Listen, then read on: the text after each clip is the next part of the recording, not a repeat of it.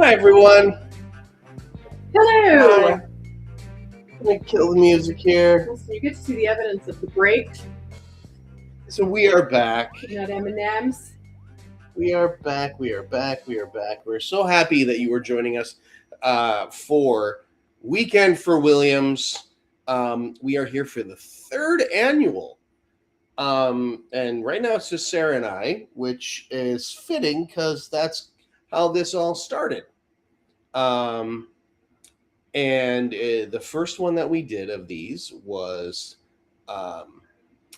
the two of us thought it would be cool if we went live on Zoom all night. We thought we were going to do like a classic Jerry Lewis telethon, and we were on Zoom, and it was like 2 a.m, and no one was watching, and we're like, of course no one is watching because it's Zoom and it's the middle of the night. And No. so we learned from that. So then last year the two of us went live together from just outside Atlanta, Georgia, and that was a lot of fun. It sure was long, and but we had a good time. It's like this. We had lots of guests join us virtually. We had guests join us in person, but now we are back again, third year. Hey, look at the graphics in the background, man. This is all fancy now. Look at how fancy we're all fancy. So let's go. We can do. Look, it's and you know what this is? This is a power hour. Oh, all donations up to $1,000? Let me look. And we'll tell you who this power hour is sponsored by. And let's see. And this power hour, actually,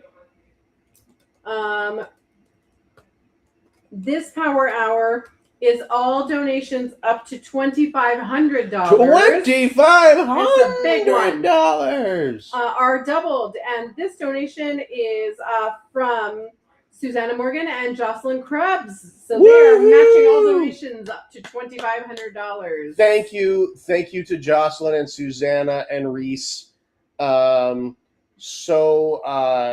Just that's very, very, very kind of you. They're actually sponsoring 2 power hours during this weekend, so you hear another one tomorrow. Mm-hmm. Last year we had them on during a power hour that they sponsored, and this year it doesn't work so well because the Philly Walk is tomorrow. Yep. And Suzanne is the chair of the Philly Walk. And if you are in the Philadelphia area, if you are in the greater New York City area, etc., well then, and you haven't heard of the Philly Walk until just now, where you been? But also, hey, you're still welcome. You should go to the Philly Walk tomorrow. I should know where it is. It's like something park. I was there last year. Something farm park. Oh, farm, yeah. Let's see. Hold, please. La la la la. Cue the Jeopardy music. Unfortunately, I can't. I don't know how to make things have music on this one unless I'm. Oh my god! I shouldn't say that. I don't know on this platform how to do like my silly dumb sound effects. But hey, it is what it is. If Paula was sitting here, she would know. Yes. It is. I saw it, and I saw it earlier in the chat. It's The in Wilson Yes. Farm Park. in Chesterbrook, PA. Chesterbrook, PA. Shout out Chesterbrook. Chesterbrook, Pennsylvania, home of this year's Philadelphia Walk. Go join. Do we know what time it is? It's Oh, like please. tomorrow at maybe I should have just let 9 it a.m. 9 a.m. So get up and go to the Philly Walk. So Leanna Carter is joining. Just chatted in the chat. Leanna Carter. Yay! I'm so excited to meet Leanna in person and her husband and their daughter. Leanna is a professional singer and wonderful artist, and she's going to come in tomorrow. We're going to chat for a little bit, and she's just going to hang out and play some music, and and just join us for some fun times. And yeah. So we're Thank you. Well, so thank you, Leanna, for popping in and seeing what you're getting yourself into. So yeah. But I promise that we'll be on our best behavior or behavior-ish. So all right. We Sometimes on live TV you have to pause for a moment yeah, but I gotta and pivot. Yeah, we're gonna pivot. So we were to be joined by Robin Pegg, educational expert extraordinaire, but she's schedule hiccup, and so we are going to at the very beginning of this, and hopefully there's some people that got notified that we're going live, or maybe once again y'all can share this feed. If you're on Facebook, if you're on YouTube, you can share it to your social media platforms so that we are live, and we would love it if people joined us. So Sarah, actually, can you take over, because I actually have a thought on something that All right. I just want to I wanted to see if it plays out here. I was just going to go on the Book of Faces here and share this back to my personal Facebook page again really quickly, though. So while I'm doing that, because I'm not so great at talking and doing these things, Luke asked, I've been saving all the convention questions so we can answer them in a group. But Luke was asking about the Taste of Buffalo. Taste of Buffalo is a really cool food festival that's happening in Buffalo, pretty much at the end of our convention. So it's happening at the end of convention, like I said. We're not scheduled to go to it, but Sunday, the chat there, it's 5 p.m.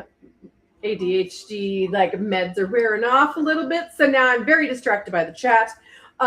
Sunday after convention is a perfect time to go. Sharon, it's so good to see your face. We got to see Sharon at convention, so that is super awesome that we got to see her. So I'm gonna let the rest, like other staff members, if they want to come back in, you can join us. Yeah, or take a break. Yeah, or do whatever you want. You don't have to be sitting here if you don't want. We're gonna kind of go back to basics a little bit. We hopped right into programming and didn't really take a few minutes to explain what is Williams syndrome? Like, who is it that we serve? Why are we here? What is the WSA? What do we do? So we're just going to go back to basics a little bit. And I know we've got some videos we probably could take care of. Do you have something to do this with, or what are you thinking? No, I'm actually creating a video on the spot. Wow. Yeah, we're gonna see it, and we're gonna debut it on the spot.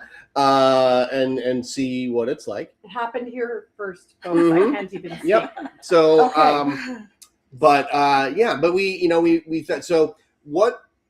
One of the things, well, at least as of right now. So right now we have the four of us sitting on the couch. All happen to be parents of individuals with Williams syndrome of varying ages, and right now we're and with Megan, who is not joining us, but you'll get a chance to meet her tomorrow. We now have 5 people on staff at the WSA who are all parents and who all have I don't love the phrase, but we all have skin in the game. Like, so, the working for the WSA isn't just a job for us. We desperately want everything to go well, because if it helps the community, it helps our kids too. So my son, I guess let's just since the four of us are here, let's just quit. My name is Joel. Let's reset. Yeah. Let's do a whole TV Yes. reset.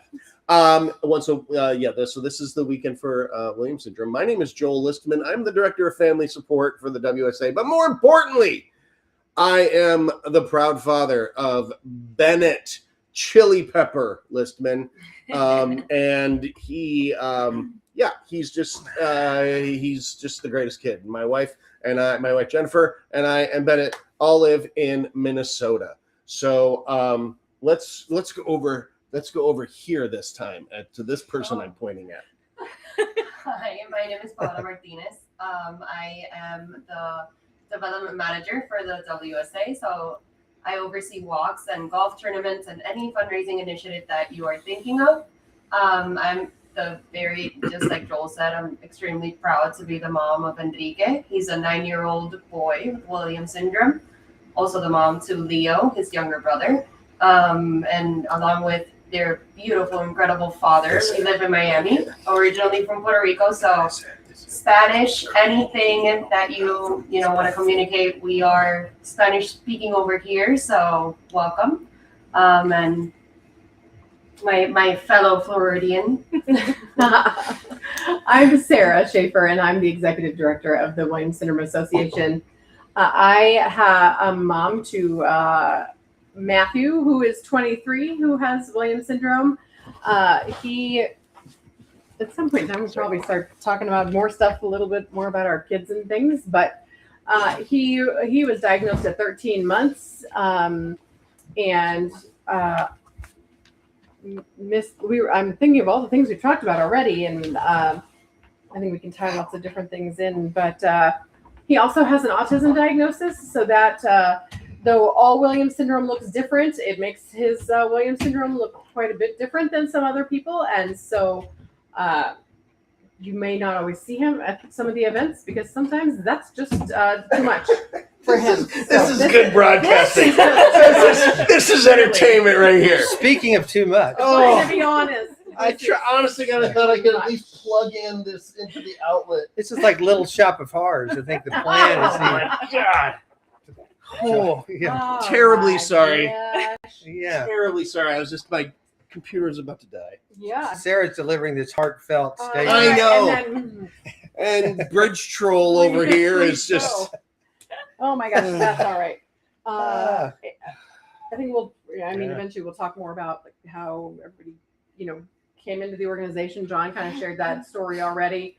I started as a volunteer over 20 years ago, served, the area where I lived out when I lived in Arizona at the time, and started doing that and fundraised. So did walks, and we did a concert one day. We did softball tournaments. We did all those things, and then just kind of stay involved, joined the board, and then from board shifted into staff part-time, and then grew my roles. And over the last few years, there's been lots of change in the organization, and now I get to lead this incredible team and serve this just amazing community of families with Williams syndrome and individuals with Williams syndrome. And I meant to say it earlier, but you've already seen some people hop on who are just incredible, and somehow we just have the most talented, giving, incredible people in our community. And if you need it, somebody's got it. If you need that skill or talent, somebody has it, and it's just incredible to watch, and it just continues to get better and better and more exciting. And as we talk through some of the programs we're launching, and we'll see how where we're gonna pivot to this hour, but we probably still can talk Knowledge Network a bit. But everything we need seems to present itself, and that's amazing stuff. So I'll hand it back over here. I'm John Kent, VP for Fundraising and Communication and I live in Nashville, Tennessee. Brief, but I went into a bit of my story. I've been involved for 25 years. Is that? Yeah. And so been around and been on staff for 2 years. Hi, I'm Laura Spinney. I am the VP of Programs. I have a 27-year-old daughter with Williams. Gosh, she was diagnosed when she was 2, and I pretty much got involved right after that, and have maintained that connection since, and wouldn't do it any other way. Awesome. Everybody breathed at the same time. So Yep. Wow, We that sure was did. impressive. Oxygen is important It is. here. Yeah. Yeah. So let's take it all the way back. Ben, we are doing good. We are pivoting, and we thank everybody. Right now, there's a good chunk of people joining us online right now. I guess I just want to check and make sure that we are indeed broadcasting on all of the platforms. I want to be live. I want to be live. Yes, we are live. And Instagram is possibly live. We are There we all are, AI. We're actually AI characters. Right? Here.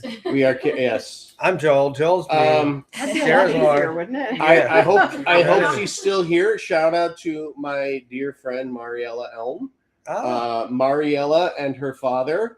Mariella and her father are they wrote and performed the theme to the Starry Eyed podcast, which the Starry Eyed podcast, if you're not familiar, is the WSA podcast.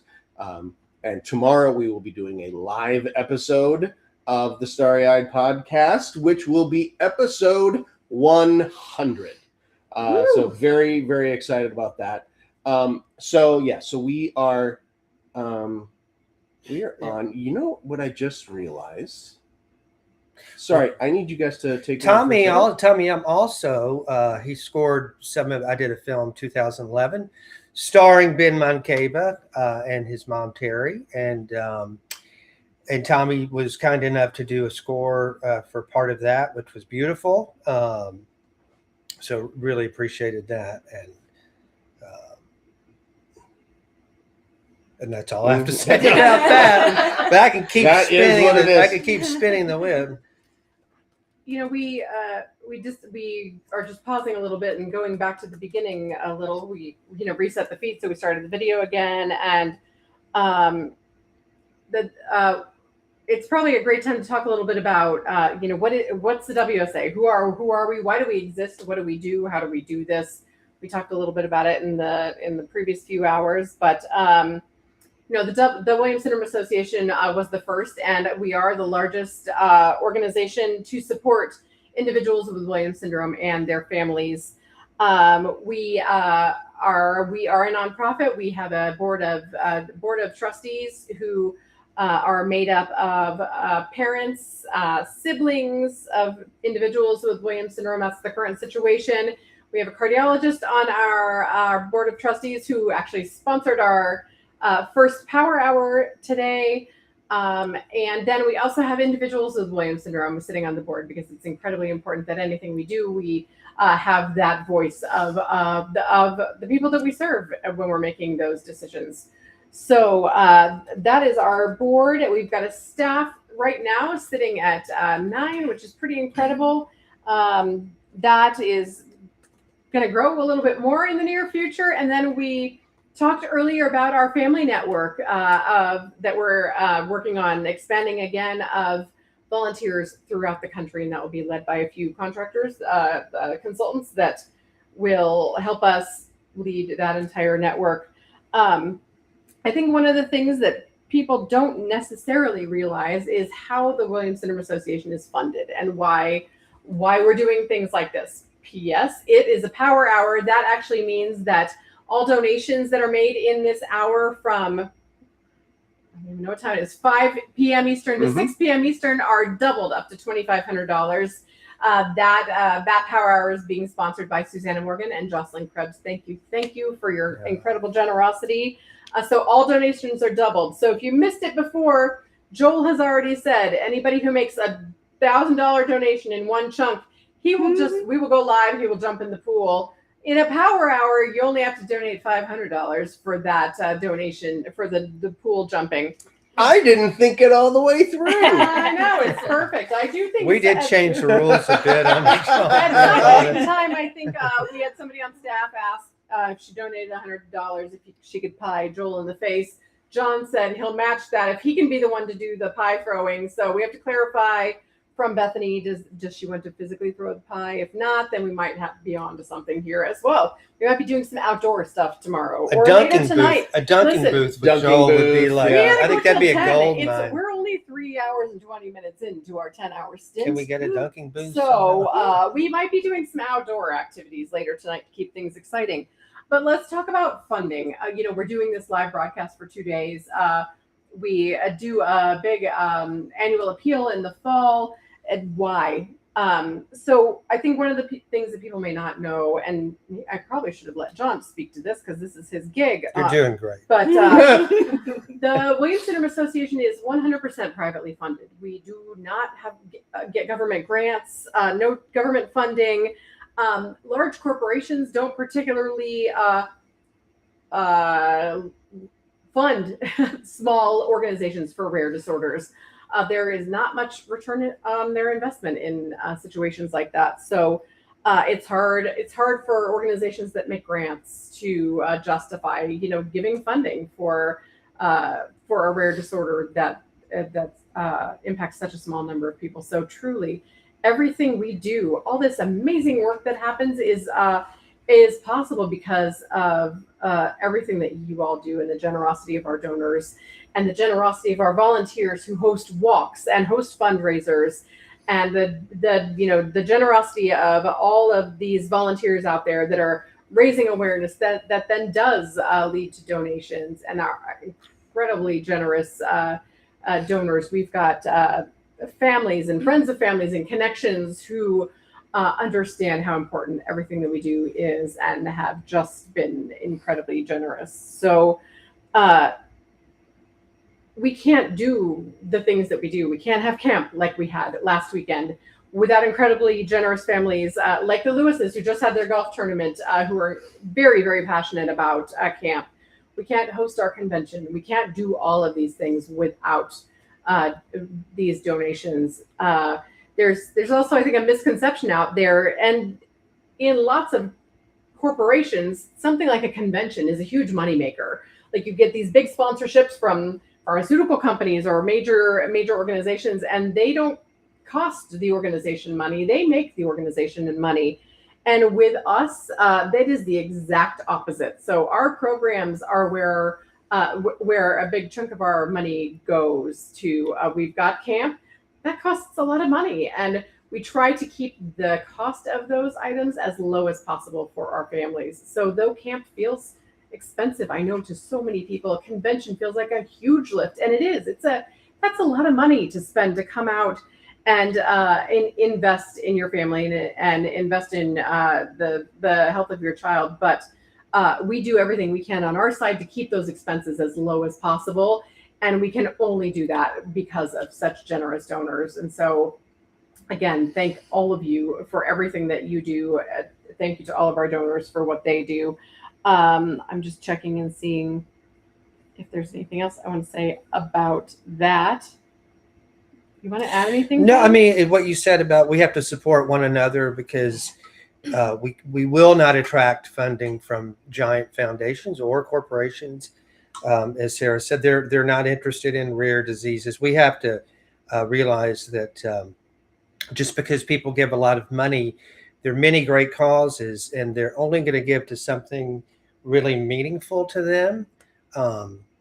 So in a sense, we're a family that has to sort of charity begin at home, I think. Yeah. And Well, and I think we said it in our first go around here is one of the most impactful things you can do during this live broadcast this weekend is take this video wherever you're watching it and share it. So if you're watching it on Facebook, hit that share button and share it to your Facebook page, because we also don't want to depend on funding just from the families that are impacted. And so if this can get shared out to other people, that's where the magic starts happening. That's how awareness works, is more people start learning about Williams syndrome. They watch these types of broadcasts. That's why we do this. We do this so more people can hear those stories on why funding an organization like this is so important, how it's so impactful for families. So this is why we do these things. So if you can take this video, share it out. Anytime that we start a new thread, a new string, just to get this going again, share that out with people. You can also go on WSAinMay.org. You can start your own fundraiser, share that out there. We haven't said this in a while, but it's super easy to give. We've got some stuff on the screen that can tell you how. You can go to WSAinMay.org to give. There is a QR code on the screen you can scan. If you're watching this on your TV or on a laptop, you can use your phone to scan it. You can also text WSA May to 71777, and that makes it super easy for you to donate. And when you donate that way, you can use Venmo, PayPal, Apple Pay, Google Pay. You can use a credit card. So that's a super easy way to give then.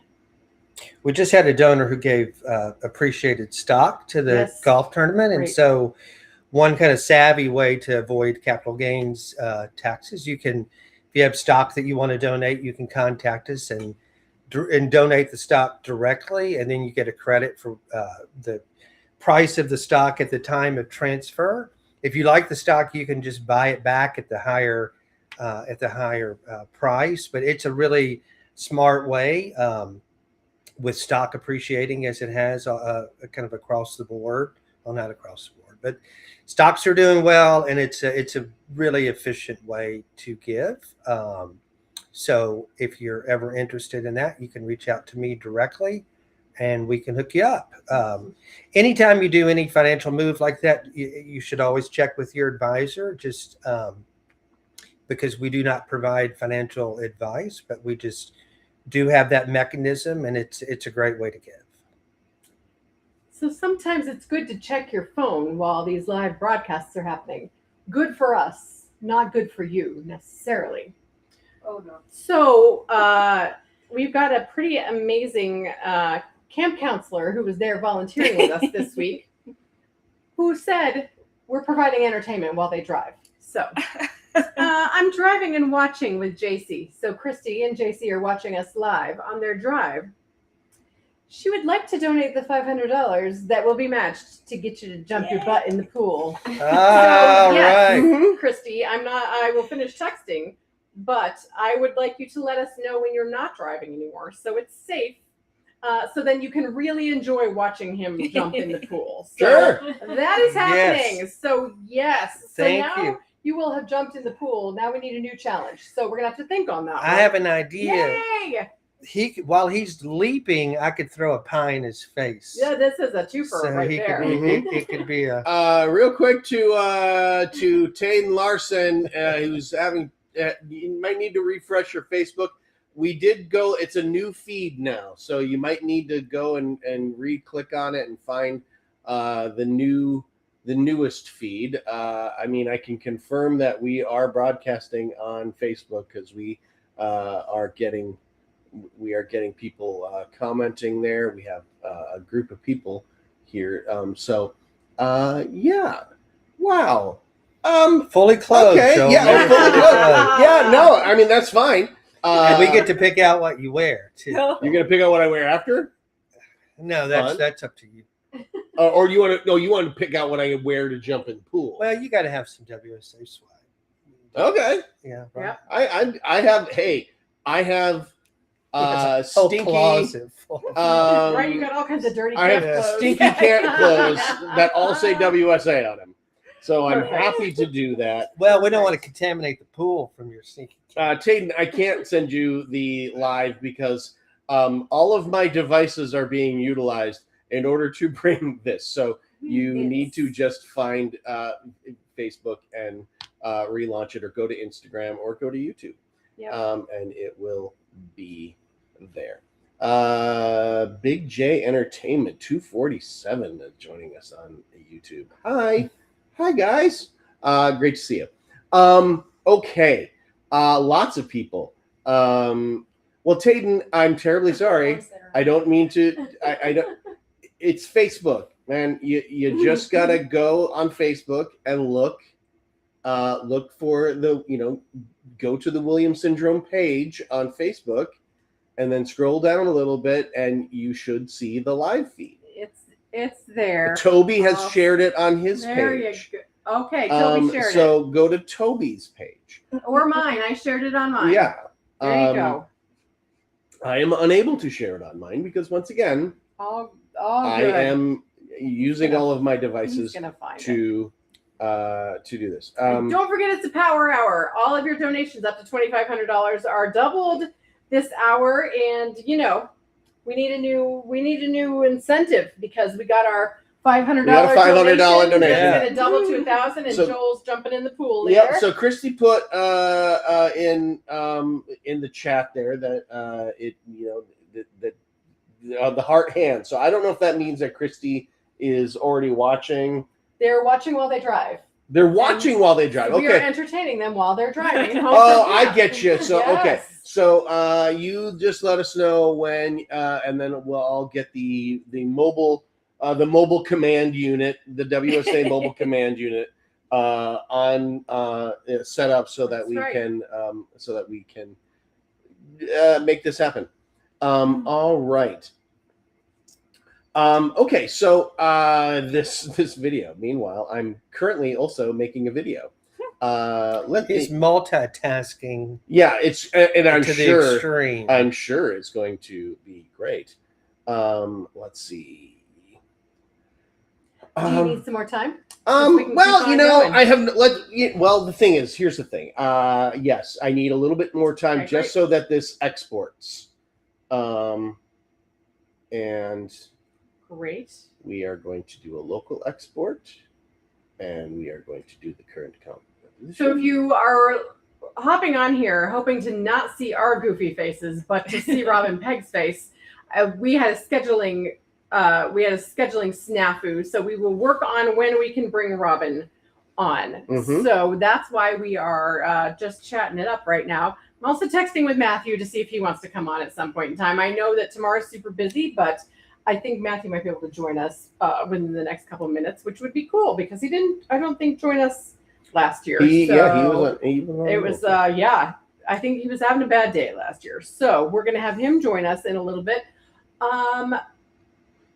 Power Hours, Susanna and Jocelyn. Yes, Susanna and Jocelyn sponsored this Power Hour. And Yes. Susanna Morgan has maybe my favorite laugh of any human my being. gosh. Her laugh is contagious. It is just totally joyful. Incredible walk chair. She's hosting the Philly Walk tomorrow, so good luck to them. It's definitely gonna be a party tomorrow in Philly. Yeah. I need to find. I need to. I can't find talk and do this at the same time. It's terrible.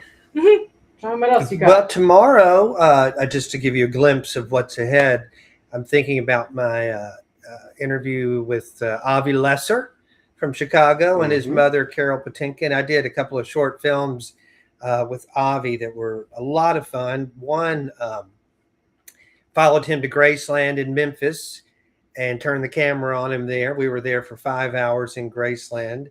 That was a lifelong dream of his. And then he also did a Nashville trip and went to a lot of the music places there. Was it that? What is it? Christy's comment. I love it.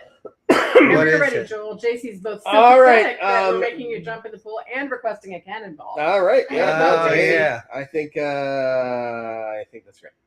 I mean, I have no complaints.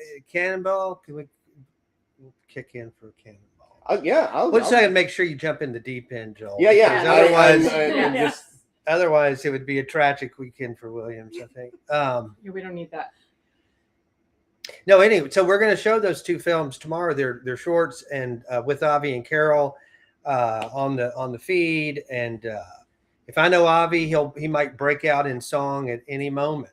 If he doesn't, then we should have him It would checked. also be a tragic weekend for Williams. Yeah, it would be Really. yeah, So, it would be unheard of. So yeah. they are attending All right. convention, I'm happy to say. So we'll Oh, it'd be so great to see them then. Okay, let's see if we can make this happen. We are going to.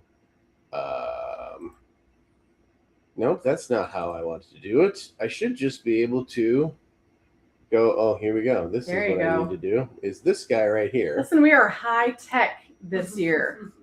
We are going to go to the video, and I don't know why those ones are. High tech. Okay, well, let me try from another source here. Let's go back. Hi, everybody. We're back. Let me try it from here because, like I said, I have multiple things here what is your goal? to play a video. What is your goal? What is your objective? What What are is you your even purpose? doing? What do you want to do with your life? Where do you see yourself in 10 years? Mm. Oh yeah. That's the John Kent. That is. Maybe it hasn't finished. Maybe it hasn't Maybe, finished hopefully upload. Yep. Okay. Uploading into here. I have been taking photographs and video for 20-something years. So I'm sure that I have terabytes and terabytes of footage on Williams syndrome. And it is a lot of fun to visit and watch. Mm-hmm. Lots of photographs. Been working on a book that will be 20 years of Williams syndrome photographs. Hope to have that ready by convention if people want to order it. And if so, all the proceeds will go to the WSA, but really looking forward to seeing that through to its conclusion. Okay. And yeah, that is going to be awesome. Video. I'm still It's me again. uploading here. I guess while we're waiting, maybe we can't. Maybe we watch John Kent's video from last year. Well, I couldn't make it now. Just waiting for this thing to load. It'll be ready as soon as Matthew's ready to be on live, and then we'll have to decide what we're doing. Well, Matthew will always trump a video. Will always be more important than a video.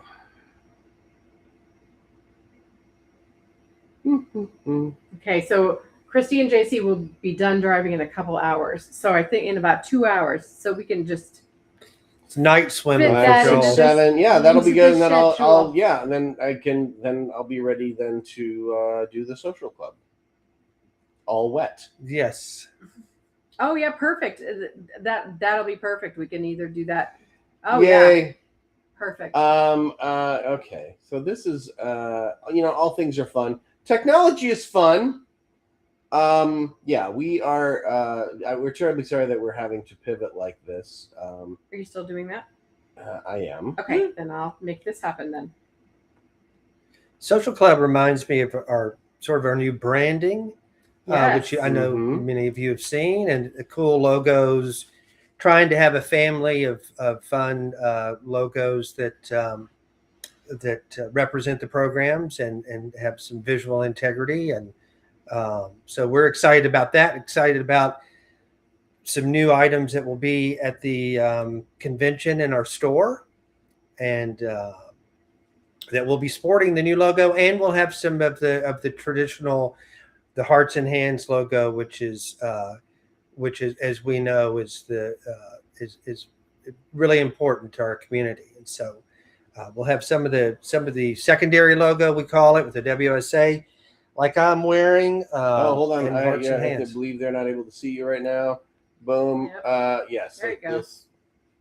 Oh yeah, so this the secondary logo, as we refer to it, we'll have some shirts and different items with that, and we'll have some Hearts and Hands, a traditional primary logo. But again, our friend and colleague, really now, Jim Vieno, who did the design. I think we've got a great logo family, and it really looks good on It's stuff. looking fantastic. Sharp. Yeah. Okay. So we're going to add We're going to go to. No, come on. Katie asked how camp was this year. Camp was amazing, Katie. It wasn't. It was hot. It was rainy, but it was really, really great. Everybody seemed to have a really great time. Did a good job of making sure everybody stayed hydrated and had lots of great snacks and things. It was really fun. Lots of fun activities at camp. It was Laura's first time at camp, like ever. Yeah, it She'd was a never great done time. camp. Yep. Are you ready for Matthew? Yeah. Oh, all right. Matthew's gonna join us. Way to kick in. Woo! Mateo! Yay! Hi. Hi, Mom. How are Hey, you? everyone. Hi, Matthew. Matthew hasn't seen me for a week, so this is the first time we've gotten to chat in a little bit, huh? Yes. Yes. So thanks for joining us. You're so welcome. How are you doing? I'm doing good. Awesome. What you up to? Talking to everyone. I'm so excited. Sure, I'm so glad you could join us. So, would you like to tell everyone a little bit about how about what do you do to keep busy? Well, I volunteer Awesome. Where do you volunteer? at Salvation Army and St. Vincent de Paul. Awesome. What do you do at the Salvation Army? You go at the thrift shop, right? Correct. What do you do there? You know. I help with CDs, right? So tell me what you do with those. I do. I help look for CDs and see if they're in there. So when people donate CDs, you open up all the cases, yeah, make sure they're there. Yes. Awesome. And how about what did you do there last year that you got an award for? Oh, they're not gonna believe it, I huh? know. No, probably not. You have to tell them though, so they can not believe it. Okay, I Okay. got an award for putting up 2 Christmas trees. So you got to help decorate all the trees, huh? Yes. And what time of year is like your all-time favorite? Christmas, of course. Christmas. Hey Matthew, Grandma just popped on to watch you and said, "Hooray! Hi Matthew." She made a comment on the feed on the Facebook. Oh my gosh. I know. Can you believe it? So Christmas is your favorite. So getting to go volunteer at a place where then you got to help put up all the decorations and get the trees ready for them to make the angel trees. That was pretty cool, huh? Yes. Yeah. What kind of things do you do at St. Vincent de Paul?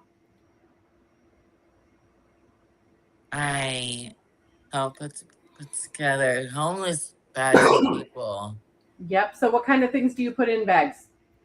Toiletry bags. Yep. You help with the toiletry bags. Then do you get to help hand them out too? Yes.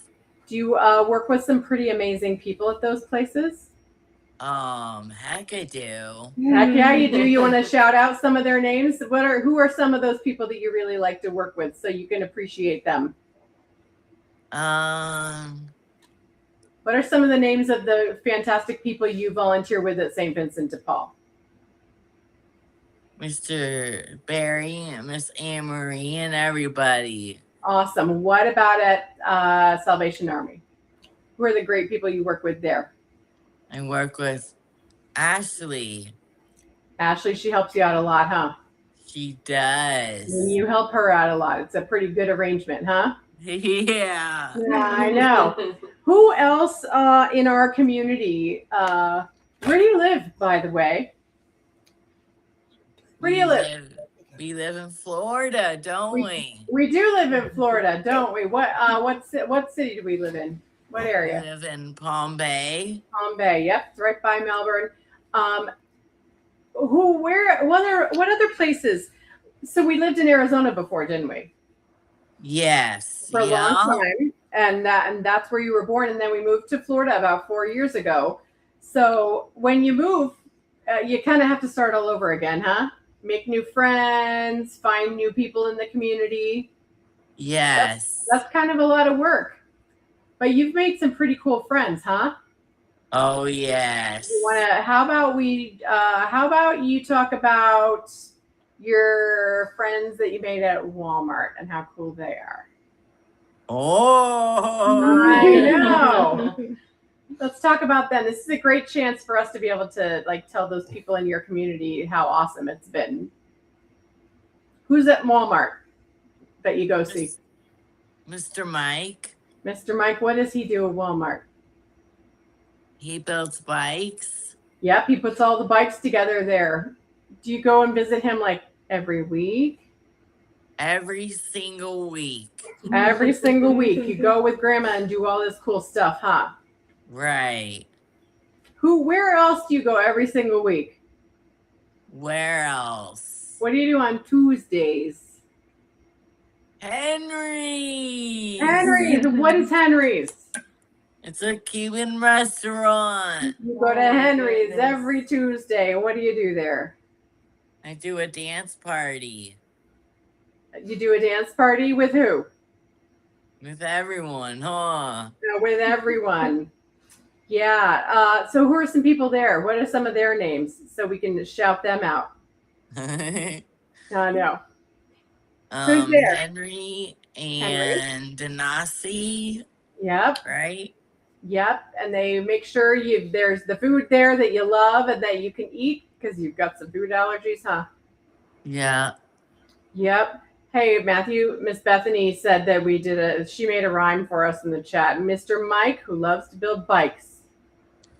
Oh. I know. No, way to go, That's a Bethany. good one. I know, that was a good one. Well, what else are you up to? Anything exciting?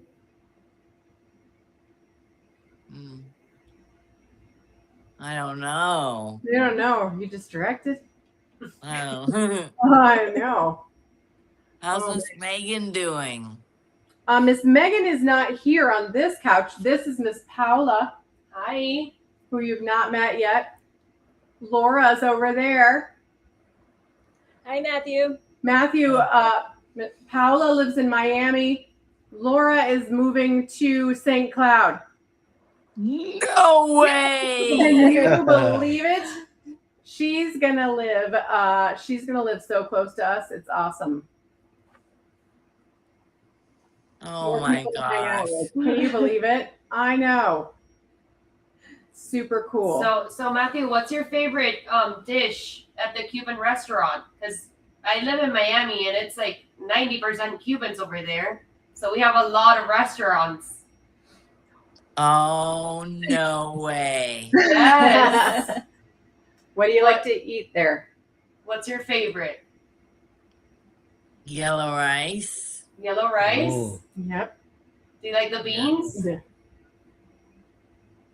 That's what you have, right? Yellow rice and black beans? More rice. Yep. Oh, more More. rice. Oh, Yes. nice. That's my favorite there. Yum. So Wow. Matthew, hey, it's Joel. Hi. I'm gonna ask you a question that Bethany actually asked in the chat. What's it like to have a mom who works for the Williams Syndrome Association and helps so many people?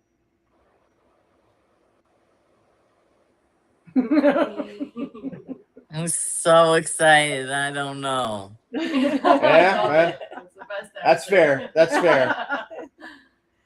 It's true. Well, I mean, I have that silly little video if we want to watch that.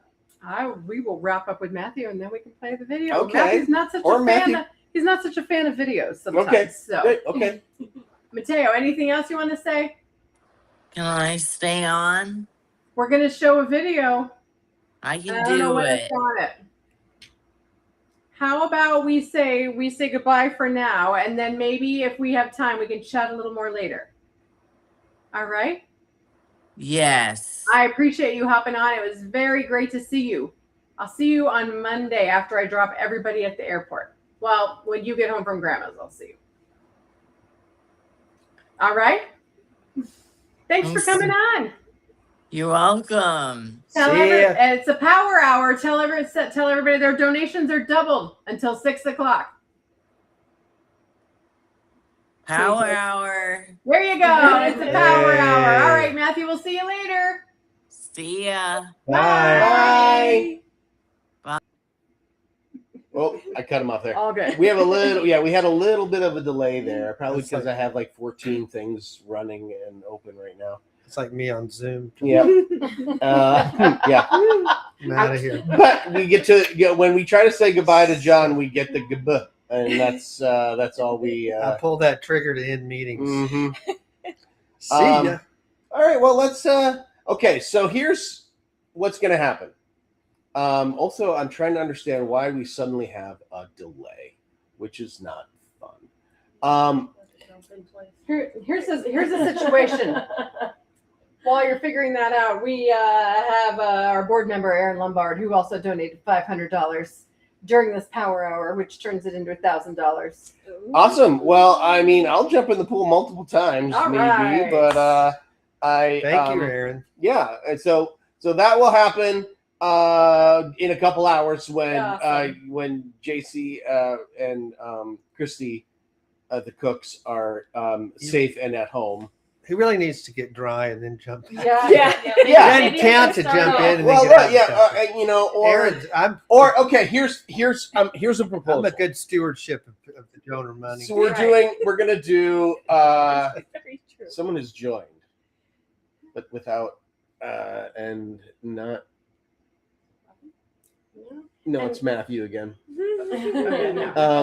So it's here's what we are. So we're at an Airbnb in lovely Orlando, and there is like a public area that has a lazy river, that has another pool, and has a whole bunch of people.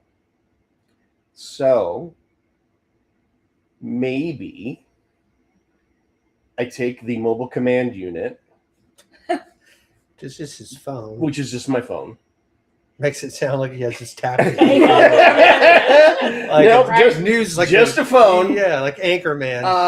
But maybe I go to maybe I go over to the public area, and maybe I float down the lazy river while broadcasting. While pies are being thrown. And if people want to come and throw things at me, they certainly can. We'll figure that out for tomorrow. Yep. But for now, Joel's going to be jumping in a pool. Thank Right. you, Aaron. Aaron, if you have a different request for Joel, we will. He'll do entertain anything. that There's as really well. no. Hey, yeah. I mean, if it means people are giving to the WSA, then I am here for it. That's right. Okay, so here's what I did while all of that was going on. We are going to put the tests of AI.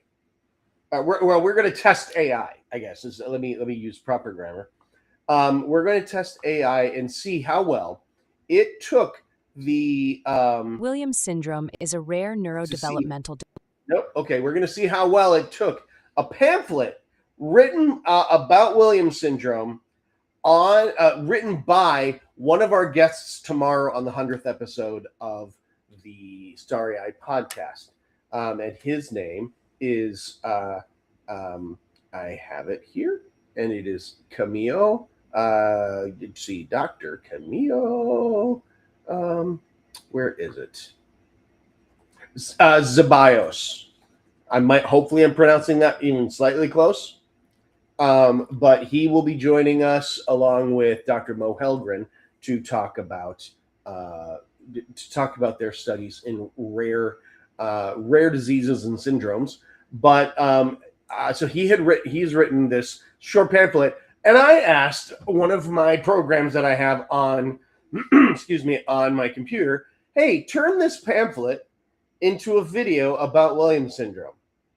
So we're going to see all together for the very, very first time. Hopefully nothing offensive happens. And we are going to see if the feed dies suddenly, it's just because something bad happened and I'm now looking for a new job. Yeah. So let's Tragedy. let's go ahead and see how this works. Here we go. Williams syndrome is a rare neurodevelopmental disorder caused by a microdeletion on chromosome 7q11.23. It affects approximately 1 in 7,500 to 10,000 live births and occurs equally across sexes and ethnicities. The deletion removes around 26 to 28 genes, with the loss of the elastin gene being primarily responsible for the cardiovascular features of the condition. The pathophysiology of Williams syndrome stems from haploinsufficiency of multiple genes within the deleted region. Loss of the elastin gene leads to arterial narrowing, most notably supravalvular aortic stenosis. Loss of LMK1 and other genes in the region contributes to the characteristic cognitive profile, a striking contrast between strong verbal and social abilities and significant difficulties with visuospatial tasks. Clinically, Williams syndrome presents across multiple body systems. Craniofacial features include a broad forehead, wide mouth, full lips, and a flat nasal bridge, often described as an elfin appearance. Cardiovascular involvement is present in up to 80% of individuals, with supravalvular aortic stenosis being the most common finding. Children with Williams syndrome are typically hypersocial, overly friendly, and highly verbal, yet struggle with spatial reasoning and adaptive functioning. Hypercalcemia, joint laxity, and renal anomalies are also frequently observed. Diagnosing Williams syndrome requires a high index of suspicion. Clinicians should consider it in any child presenting with the classic facial features, congenital heart disease, particularly supravalvular aortic stenosis, developmental delay, or an unusually gregarious personality. Standard karyotyping will miss Williams syndrome, as the deletion is too small to detect. The preferred tests are chromosomal microarray or FISH analysis targeting the 7q11.23 region. A common pitfall is attributing symptoms to isolated cardiac disease or autism spectrum disorder without further genetic workup. Management of Williams syndrome is multidisciplinary and lifelong. Cardiovascular disease is the leading cause of morbidity and requires regular monitoring and potential surgical intervention. Hypercalcemia should be managed with dietary restriction of vitamin D and calcium in infancy. Developmental, speech, and occupational therapies are essential for optimizing functional outcomes. Renal ultrasound, ophthalmologic evaluation, and audiologic testing are part of routine surveillance. As individuals age, attention turns to hypertension, diabetes, and psychological well-being. The long-term prognosis varies. Most individuals with Williams syndrome require lifelong support and are unlikely to live fully independently, yet many lead meaningful, socially rich lives. Okay. Cardiovascular complications remain the primary driver of reduced life expectancy. With early intervention and coordinated care, outcomes have improved significantly in recent decades. The journey to diagnosis is rarely straightforward. Families often wait years before receiving a confirmed diagnosis, navigating multiple don't know. specialists without a unifying I don't know. explanation. This delay can cause significant emotional distress and delay access to appropriate guys hear us? therapies and support. Raising awareness making among fun of primary it. care providers and pediatricians is critical. The distinctive social and behavioral profile of Williams syndrome, extreme friendliness paired with anxiety and learning challenges, is often misunderstood or misattributed. A number of organizations support individuals with Williams syndrome and their families. Do we get listed? The Williams Syndrome we got Association listed. provides advocacy, research funding, and Who community else? connections. The Canadian Association Oh, for the Williams connections. syndrome Yeah, offers international, region-specific resources. Yep. Clinicians can access genetic counseling referrals, multidisciplinary care pathways, and peer-reviewed literature through major academic medical centers and rare disease networks. Online communities offer peer support and help families navigate the okay. diagnostic Long-winded and AI. therapeutic journey. Oh yeah, Pam. Thank you, Pam. Though they can hear us. Yeah. All right. Okay, so that was it. Apparently, that was silly fun, and it wasn't horribly offensive. What grade do you give it? I give it a. I don't know. I give it a C. What do you?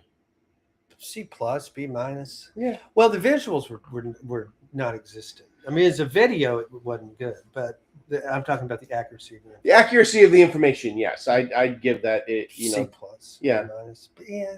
B. How How about you guys? Any other grades? I don't know, but we have 1 more minute left in our power hour. Indeed. All right, and then we will be joined by Dr. Carolyn Shivers, who very excited for all of you to meet, and yeah, it's going to be we're going to hear all about. So, Pim, I hope we didn't say anything. I don't think we said anything offensive. I think we all went under the assumption that we could sort of be heard, but yeah. Anyway. And now, so we have reached the 6 p.m. hour, and what do y'all say we do? Well, I know I gotta quick upload the graphic here. And then we can do a thermometer check.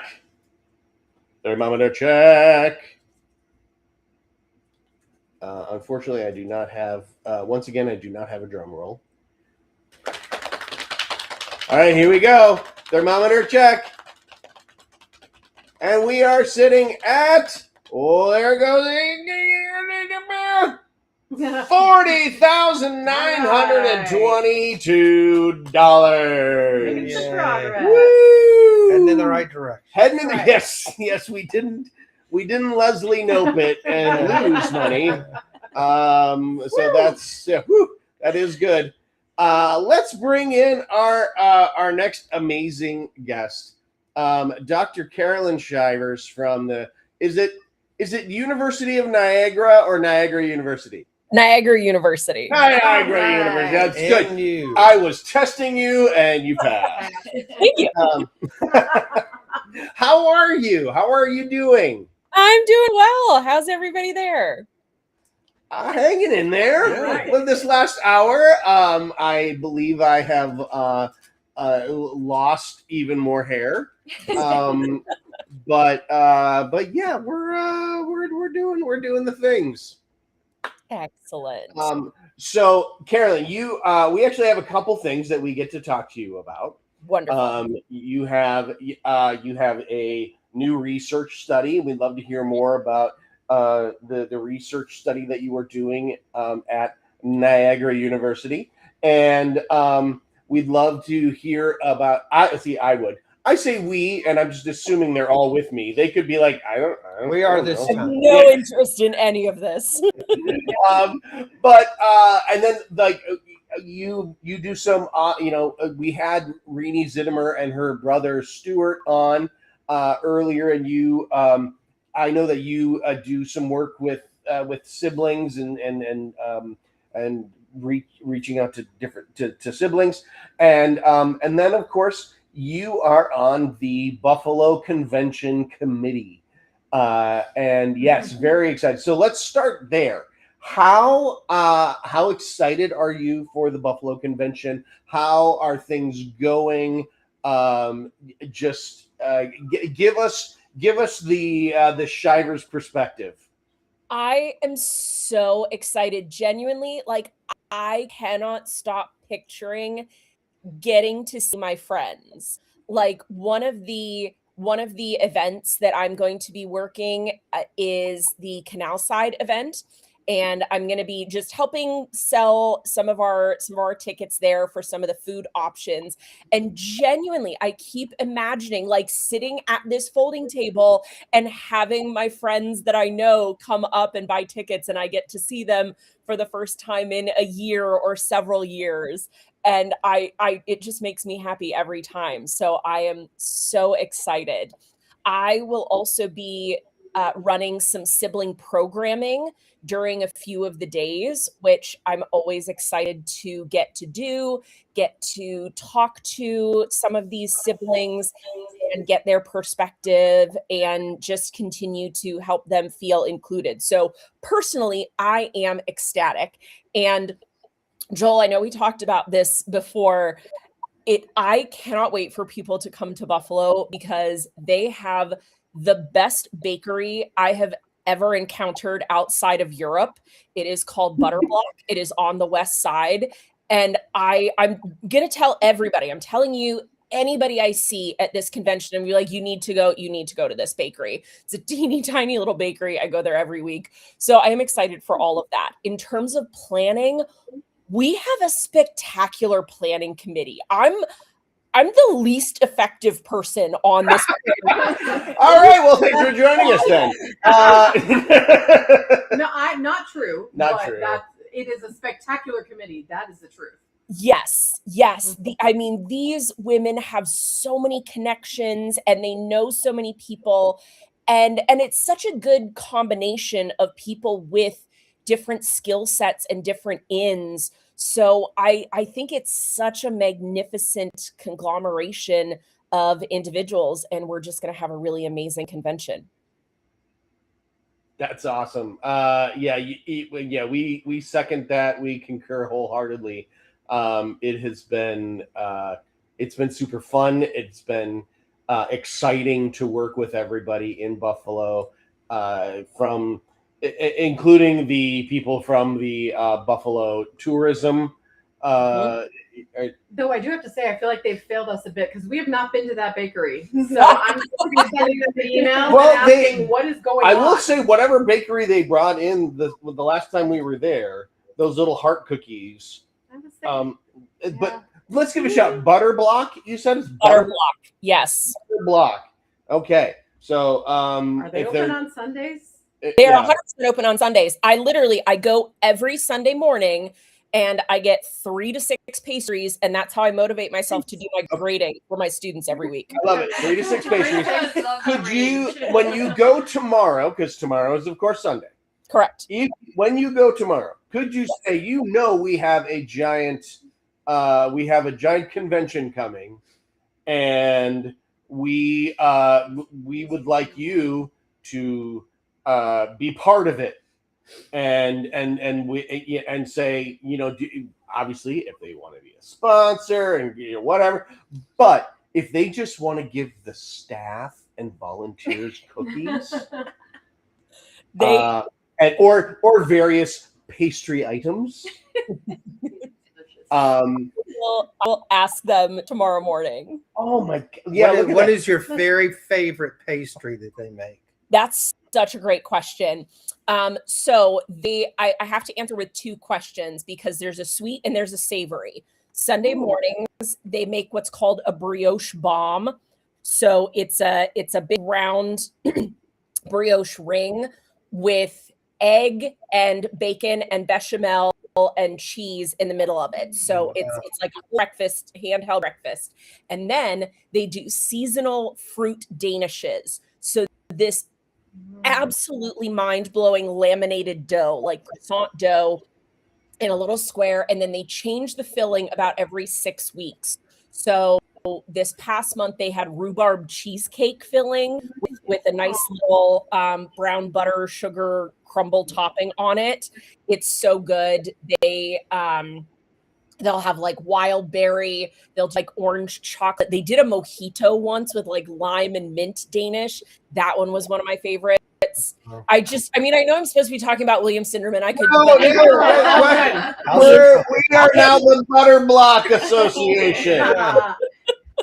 Well, on Sunday, July 5th, yes, we will probably be showing up. So yes, because that's a work day for us. That's so we're going to need 4 or 5 pastry items to get us through working on.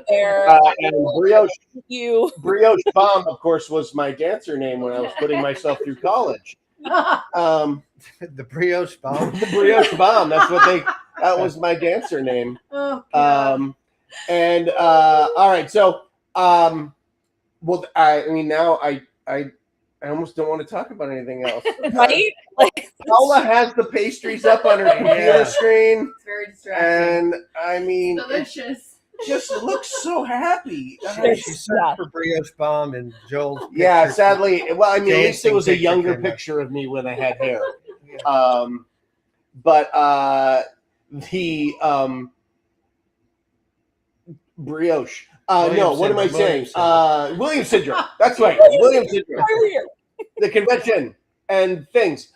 So you mentioned it. You do a lot of work with siblings. Can you talk a little bit more about that and the relationship in any disability community between the in your experience between the people who have whatever disability it is that they are living with, and what that relationship with their sibling often looks like, or what you've observed over the years.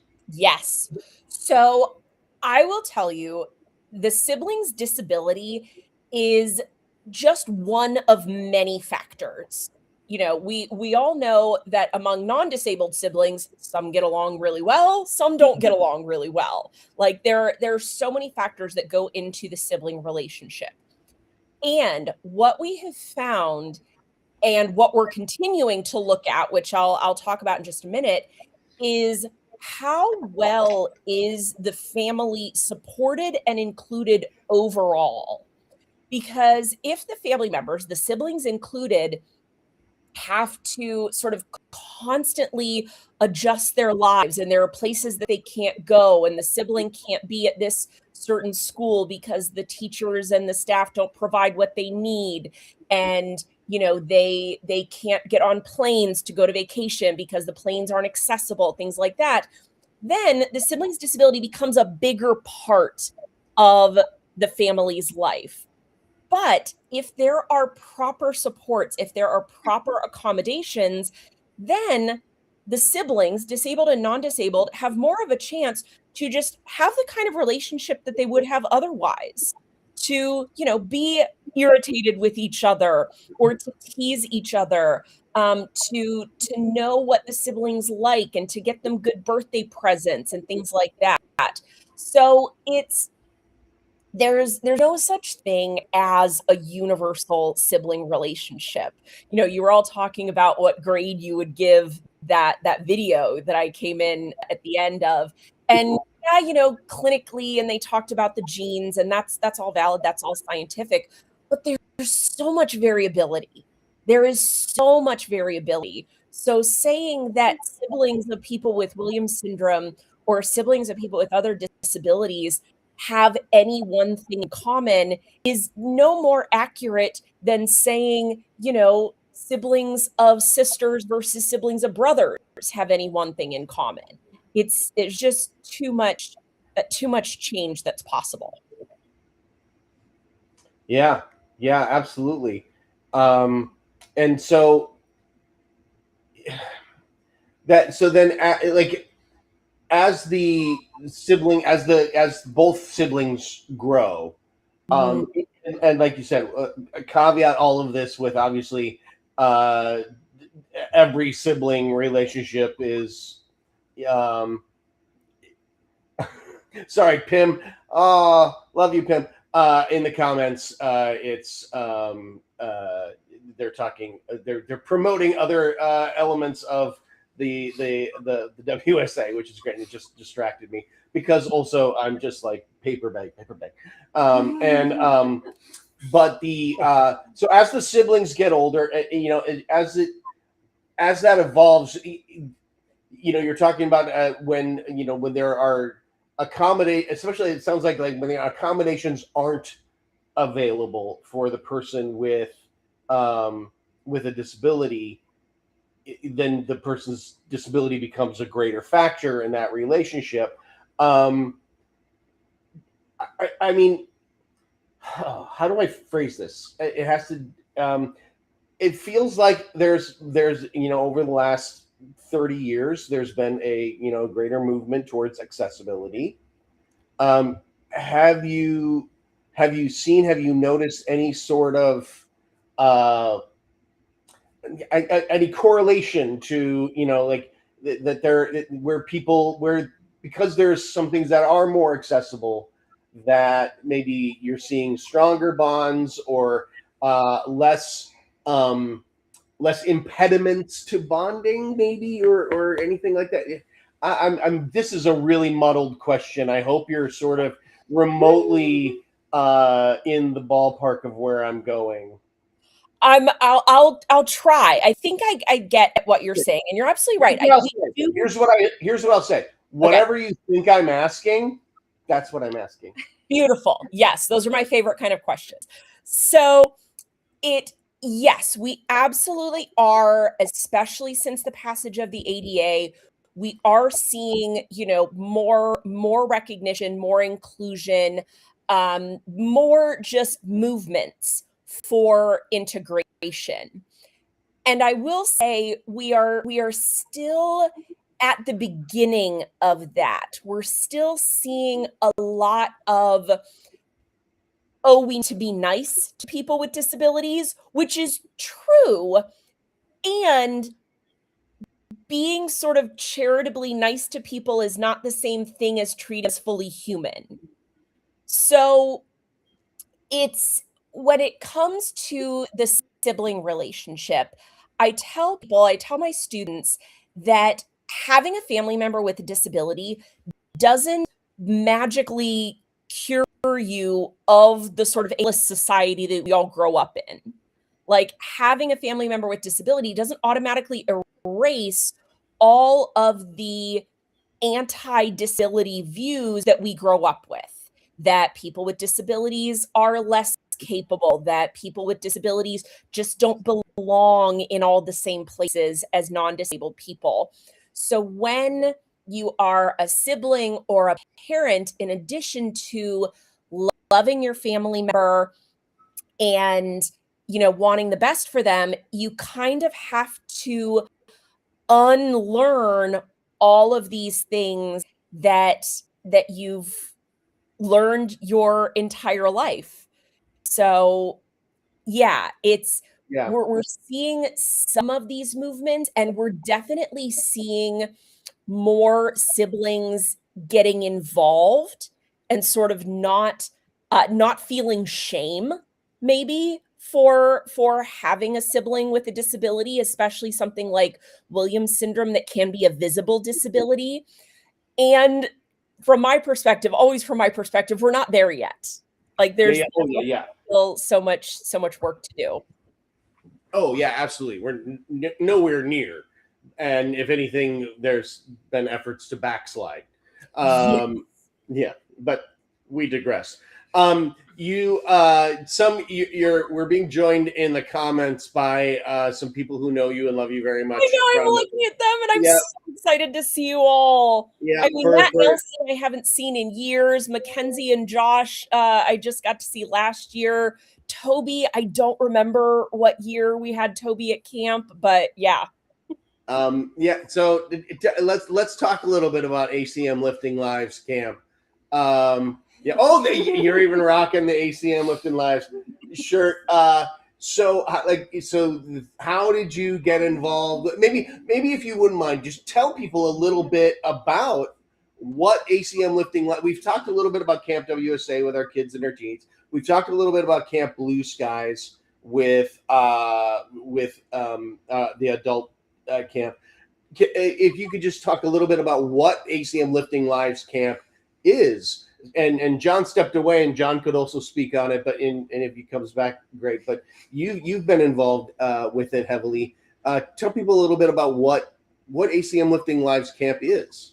Yes. So ACM Lifting Lives camp is a music camp that's hosted for a week in Nashville, Tennessee, at Vanderbilt University. It was started now 21 years ago by Dr. Elizabeth Dykens and Elizabeth Roof, two of my favorite people in the entire world. And they wanted to develop more longitudinal research for people with Williams syndrome. So that first camp, I think they brought 10 individuals, including Seth and Clancy.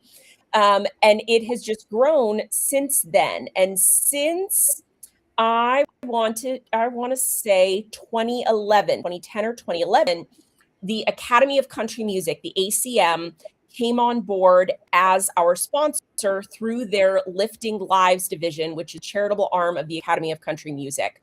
So now, every year, not this year, unfortunately, we bring 30 individuals with Williams syndrome to Nashville for a week where they get to write their own song. So a brand new song, brand new music, brand new lyrics. And they rehearse it so much. We spend so much time rehearsing with these campers. And then they get to go to a real Nashville music studio and record this song. And then at the end of the week, they go to the world famous Grand Ole Opry and they perform live on stage in front of hundreds of audience members and to millions of people listening on the radio worldwide. Now, in the midst of all of that, we are conducting research, we're doing surveys, we're doing different studies. Sometimes we do EEG or MRI, so more of the neurological measurements. And we're really working with the campers to develop skills and independence. And we have a blast. It is the most exhausting and exhilarating week of the year. Yeah, it always sounds. I mean, it's how John got involved with the community. It's Sure did. you know, it's the stories that come out of it, the songs that come out of it are really, really tremendous. And I had a brilliant. Oh yeah, so we recently had Dr. Dykins and Dr. Roof on the Starry Eyed podcast, and it was great to hear them kind of tell the story of how it came about, and how sometimes being a pest helps you get the thing and it helps you be able to do the thing, and it turns into this great, wonderful thing. And if people want to go back and have a little fun, the episode where Dr. Shivers was on, and to see Brendan when you said, well, Brendan, you and I actually know each other, and to have Brendan recall and the look on Brendan's face when he put together that, oh yeah, that's right, that was great. And that was He was an original camper. Yep, he Ben- was. Ben Moncaba. Yep. Brendan. Yep, that was so yeah. The ACM Lifting Lives camp is that's a pretty special camp, and I'm confident. I'm sure it'll be back next year, and and hopefully it's something that I mean, John's right there, and he works for the WSA, but I'm just saying maybe John has to get sent somewhere to do some other job, part of his job, and old Joel has to come over to Nashville. Everybody else has come to Nashville. Yeah. Joe, you come on in. So some of the things that you were talking about back with the siblings, etc., dovetails nicely into the research that you've been doing as of late. And I remember you when we were on a site visit and we had a convention committee meeting. You talked a little bit about this and been very excited for you to be able to launch for the launching of this research study. Can you tell people a little bit about it? I'm fascinated by it. I think it's going to be. I'm excited for you to get all the data and to see what comes of it. But tell people a little bit about the study that frankly just launched, and you can find it on our website too. Yeah. Yes. So I and some colleagues down at the University of Alabama are working on developing what we're calling a measure of parallel experienced ableism. So we know, and we already talked about how family members, even if they don't have a disability, they can experience some of the exclusion, some of the discrimination against their family member with Williams syndrome or their family member with another disability. And we don't measure that in research. When we do family research, we ask, what is your family member's disability? What are their symptoms? Maybe especially if it's a person with a developmental disability, we ask about quote unquote behavior problems. It's all sort of very internalized, like, oh, tell us how much is wrong, quote unquote, with your family member, which Yeah. is discriminatory in and of itself. Yep. So we wanted to develop a measure, not just of services, not just of, oh, do you have access to the therapist that you need, but really globally, how does society treat you? What is it like for you existing in a society that is not made for disabled individuals? So we worked with a bunch of individuals, a bunch of family members of people with all sorts of disabilities, physical disabilities, intellectual disabilities, psychiatric disabilities, disabilities they've had their whole lives, disabilities they may be acquired later in life through accident or through degenerative conditions. And we came up with 39 questions. So a 39 question survey that now we are in the process of testing. So do these questions feel relevant to your family? Are these things that match your experience? And the hope is that we can make what is called a psychometrically valid measure. That means that all of the scientists say, yes, this behaves the way we expect it to behave. And then we can start actually doing later research. So all of those surveys that you all get advertisements for, and looking at well-being and looking at change over time and looking at transition periods, that now we can include a measure of, again, what the rest of the world is doing to you and how that relates to family members' well-being and growth and development as people without disabilities who love a family member with disabilities. So if I'm understanding you, and obviously there's a greater than average chance that I'm not understanding correctly, but it sounds like this part of the study, or this where we're at now, is sort of questioning the questions. Yes. Okay, I'll see you guys later. I got this right. I got it right. Hold on. No, so you're developing the methodology, and in order to develop the methodology, you have to test the questions, and then once you test the questions, you'll be able to ask better questions, or you'll find out what is working and what gives you data, whether it's certainly not data that you don't want just the data that matches what you're hoping to find. It's just, in this case, like you said, it's not really that you're looking to prove something. It's just you're looking to create a scale. Yes.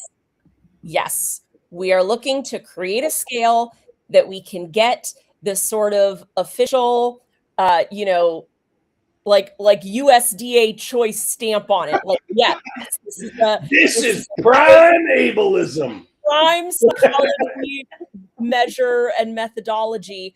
So then other people who do this work, like Dr. Dykens, like Megan Burke, can use this survey and put it in their own research. So all of the amazing people that do family research can say, oh, now we have these questions that are just ready and available, and we can include them in our research as well.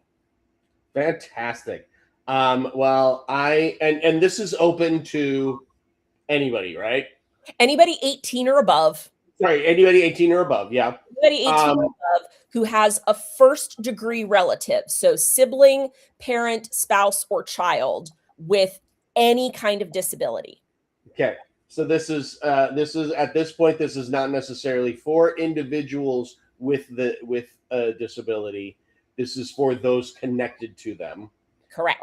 Well, that's tremendous. I'm fortunate to serve on the Minnesota Governor's Council for Developmental Disability, and we have a meeting next Wednesday, and I'm very excited to tell people and give them the link to go, because this is something that we talk about all the time in the governor's council. So I love it. And I've been bogarting this conversation. Anyone else have? I mean, I'm happy to continue to bogart it. I like Dr. Shivers so much, and we've now met a grand total of like 3 times. Yes. Yeah. So when so when you're questioning the questions, Yes. I just because I'm also fascinated because also when we talked. And actually, when we talked on the podcast with Dr. Dykins and Dr. Ruth, they even mentioned it, and we're talking about studies and talking about everything. It's and we get people asking us like, "Oh, you got to do research into this," and when are we going to hear about all the when are we going to finally get some information about whether it's sudden cardiac death or whatever concerns, the concerns regarding Williams syndrome and some of the complications from it. But I remember vividly you talking about, yes, we are researching it, but it takes time. Yeah. Yeah. And so, yeah, can you just maybe share a little bit more about like what I mean?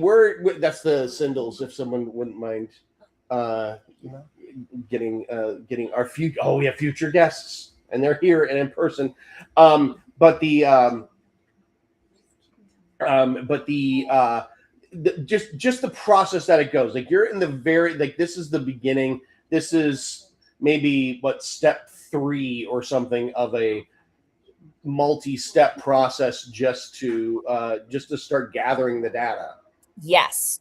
So, Joel, you said earlier that, okay, this current project is about the family members. It's not about the people with disabilities themselves.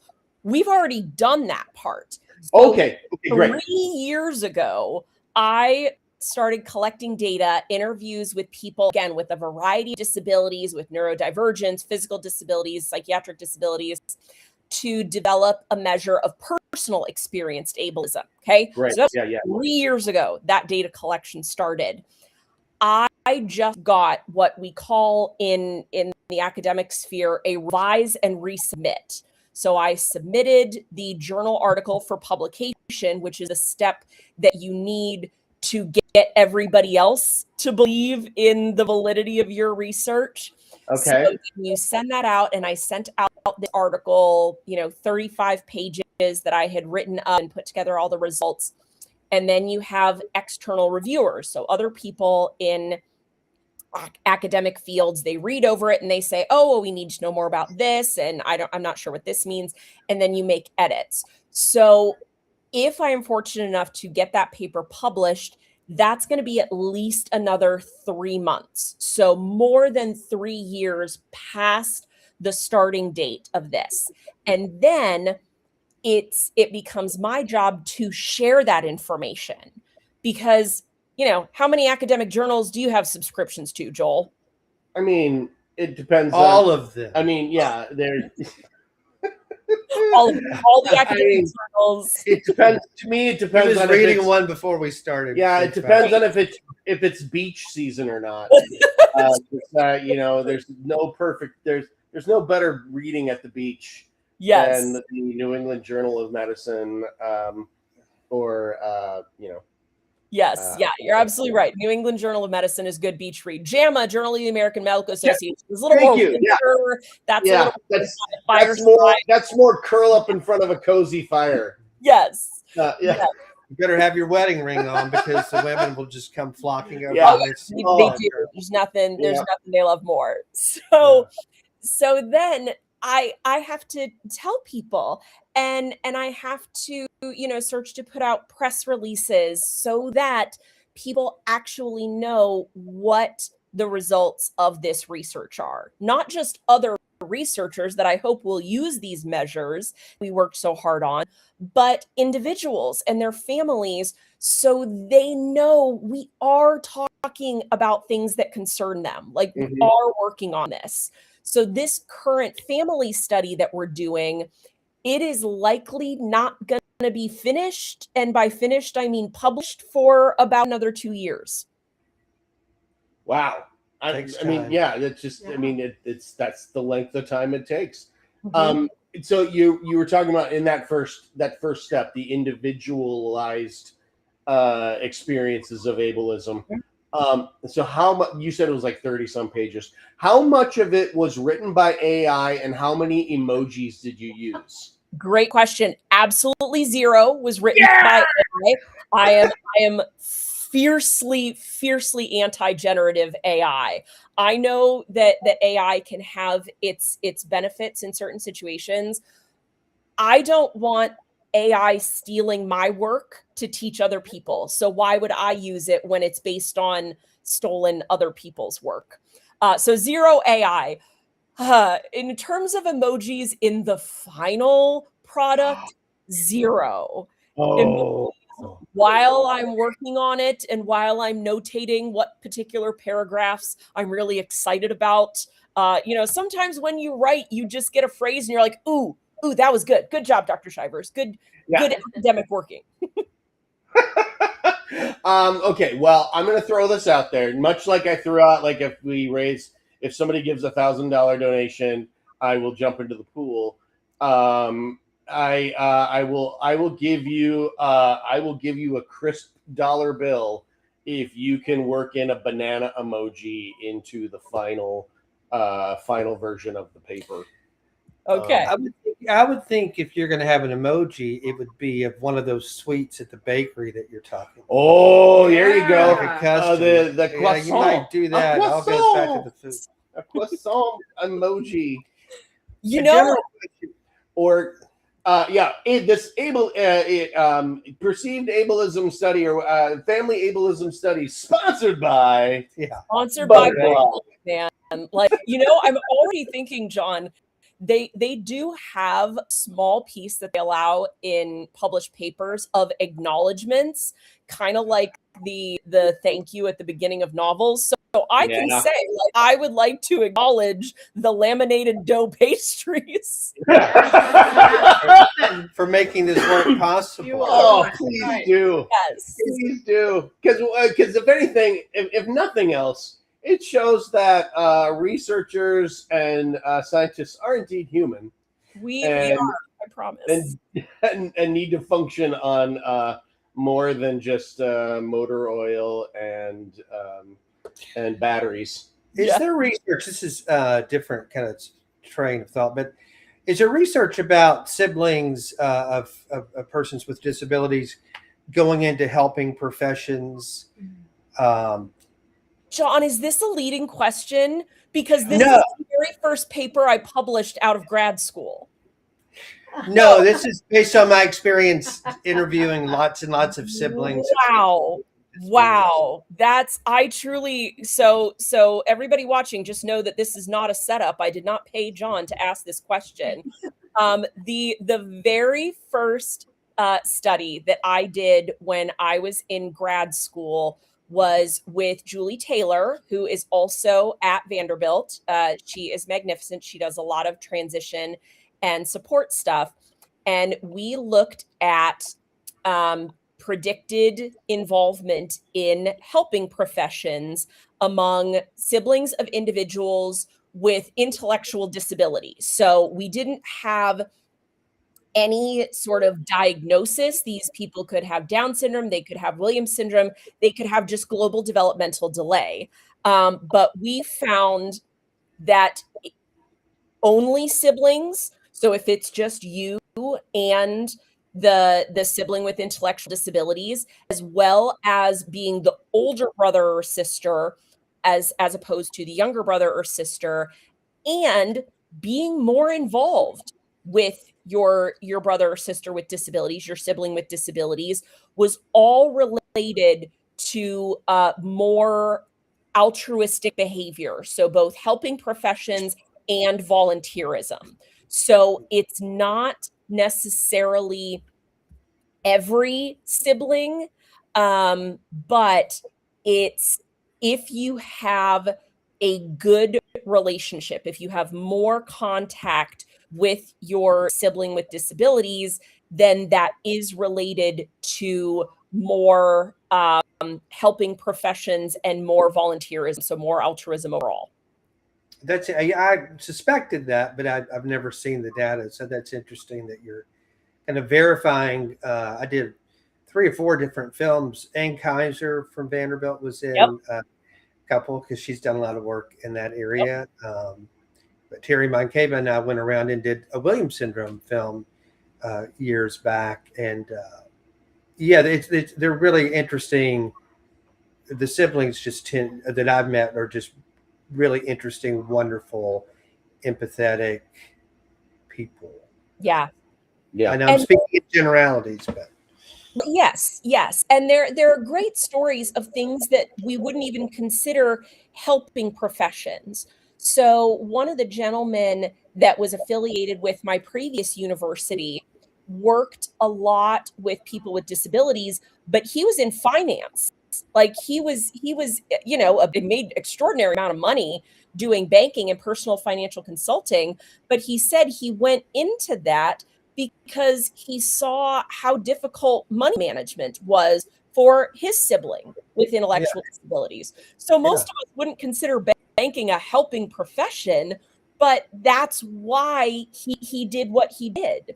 We have other stories of people who go to beauty school to work in salons and be a beautician because they know that sensory experience of getting a haircut can be really challenging for people with developmental disabilities. So they want to make that a better experience. So even though we found the numbers that we did in this study back in 2009, we almost need to expand our definition of what we consider helping professions. Yeah, that's interesting. Yeah. And that's one of the cool things about the folks at InnerSense coming out to our convention is their sensitivity to these issues that face our population. So. Yes. Yeah, absolutely. And Morgan has great hair. So there is that. Yes. Yeah. It does. Yeah. Well, you have been so generous with your time, but I would be remiss if I didn't ask, because I know that once I mention it, people hopefully watching will perk up a little bit. But you did have you did make an appearance on Jeopardy. It's a fan, and it was and it was close. It was close, right? It was close. I came in second. It was, first of all, it was a blast. Highly recommend. I had a great time on Jeopardy. I was leading at both the first commercial break and at the end of regular Jeopardy. So the first round, and the double Jeopardy didn't go as well. So I was going into third, going into final Jeopardy, and I got the question right. So I was leading, and then I was leading after the second round, after the second gentleman gave his answer, but then the final guy, the returning champion, also got it right, beating me. What? So, and again, this is just more like psychological question. Like you're sitting there, and the opening round of Jeopardy has gone pretty good. You're feeling good. When you see the subject headings of like, here's our topics for Double Jeopardy, like did you know? Like, did you have a sense of like, these are not like this potentially is going to be a grind, or is it just like you just kind of got to go? I have no idea. I take them one question at a time. Most categories in Jeopardy for me and for a lot of the people that I talk to are sort of like, okay, I think I can hang for a few questions on this. There were a few categories. So there was one category on NFL football teams, and I'm like, okay, I can do this. I watch football. I can name, all 32 football teams. So that one I felt pretty good at. There are a few categories that I know I'm not good at. So poetry, anything about poets, I'm like, no, this is not going to be my thing. I was fortunate enough not to see any of those categories in my game. So nothing came up Sure. that I was sort of immediately recoiling from. Okay. Well, the returning champion's last name wasn't Van Doren, was it? No. Different. That's, and so have you been watching Pop Culture Jeopardy? Do you feel like I need to jump back into this? I have all this K-pop knowledge. Is that something that's going on in your head? Oh, I've applied for Pop Culture Jeopardy. Like the women on my online trivia team were like, okay, let's get on this. So I gotta love it. Yet, but if Pop Culture Jeopardy keeps going, we absolutely are going to keep applying. Actually, one of the gentlemen that was there the day I taped Jeopardy, because they tape 5 episodes in a day, like a week's worth of episodes in a day, so you call them like your tape day friends. He was on this past season of Pop Culture Jeopardy, so I was excited to get to see him again. So, oh yeah, Do you remember what team he was on? Do you remember what team he was on? He was on. We run on Double A. Oh yeah. Yep. I have a maybe unhealthy obsession with that show. Even though this is the first, when last year, the first season that it aired, my wife and I would watch it, and we're like, yeah, maybe kind of like what yours. I can hang in with this stuff. This year, there are so many things that are coming out in these questions that I'm like, oh, my butt is old. What? I am an old man now. This is not made for me anymore. But I will just enjoy. I will enjoy the competitive spirit. See, that's the benefit of working in a college setting, because some of these things I just learn by osmosis from my students. I'm like, wait a minute, Yeah. what does that word mean? What is that? Who is this person? Yeah, I work with these guys, so that's Yeah. You've seen us. This is what. yeah. you We're get, not Brian. cool, and that's okay. Maybe we don't need to be cool. You are To a be- different kind of cool. We're a different kind That's of right. cool. Rockford Files generation cool. We're Rockford Files. We cool. watched Columbo before we. I mean, I'm not joking. Well, Dr. Shivers, thank you so much. You're going to get sick of me by the end of convention. I know it, because I love having conversations with you, and it was just fascinating. And luckily there's been some people here in the comments also have been like, this is fascinating stuff. And I'm like, because it is. It's super cool. So, all right. We will see. Well, we'll talk to you, I'm sure, beforehand. But we will see you in just a few weeks At the bakery. We'll meet and we'll meet you at the bakery on Sunday morning That's right. Yes. on the 5th. Yes, I can't wait to see everybody in Buffalo. Come join us. It is going to be the best time. So Yes. thank you all. So as of right now, we have like 1,350 of our closest friends registered. So numbers keep going up today. So Yep. it's Wow. awesome. Beautiful. All right. Well, thank you so much, and we will talk to you soon. And thank you for stepping up. Thank you for being part of Yes. this Williams syndrome community. And we're so lucky to now have you, and you're stuck with us forever. And it's we're just so thrilled. I can't wait. Enjoy the rest of the weekend for Williams, and I will see you all in Buffalo in July. Sounds See ya. great. Bye-bye. Thank you. Bye now. Yeah. Pim nailing it. I could say this exact same thing that Pim says, but it would take me about 20 minutes. But yeah, the way she talks about things, it's very easy to understand, very easy to hey, I was able to track everything going on with that study. So that's Cool. not nothing. That's But it's informative about the pace of research, and then if you throw in, in biomedical research, for example, the time it takes to get a drug to market is Mm-hmm. 15 years. If it happens, it's just there's so many steps involved that and it's so complicated that it's just Right. it has to be slow because it has to be safe. Yes. Well, I think we can sort of. So it's 6:50 right now Eastern time. We still have a chock-a-block show. We have 4 more, almost 3, little over 3 more hours yet to go. We are going to be joined in studio here by the Sindel, by Sandy and Cameron Sindel. In just a moment, they're downstairs enjoying craft service and the extreme. They're in hair and makeup now. Yeah, they're probably in hair and makeup. And then we have Ben and Beth Cohen coming on, and then we'll have a little break.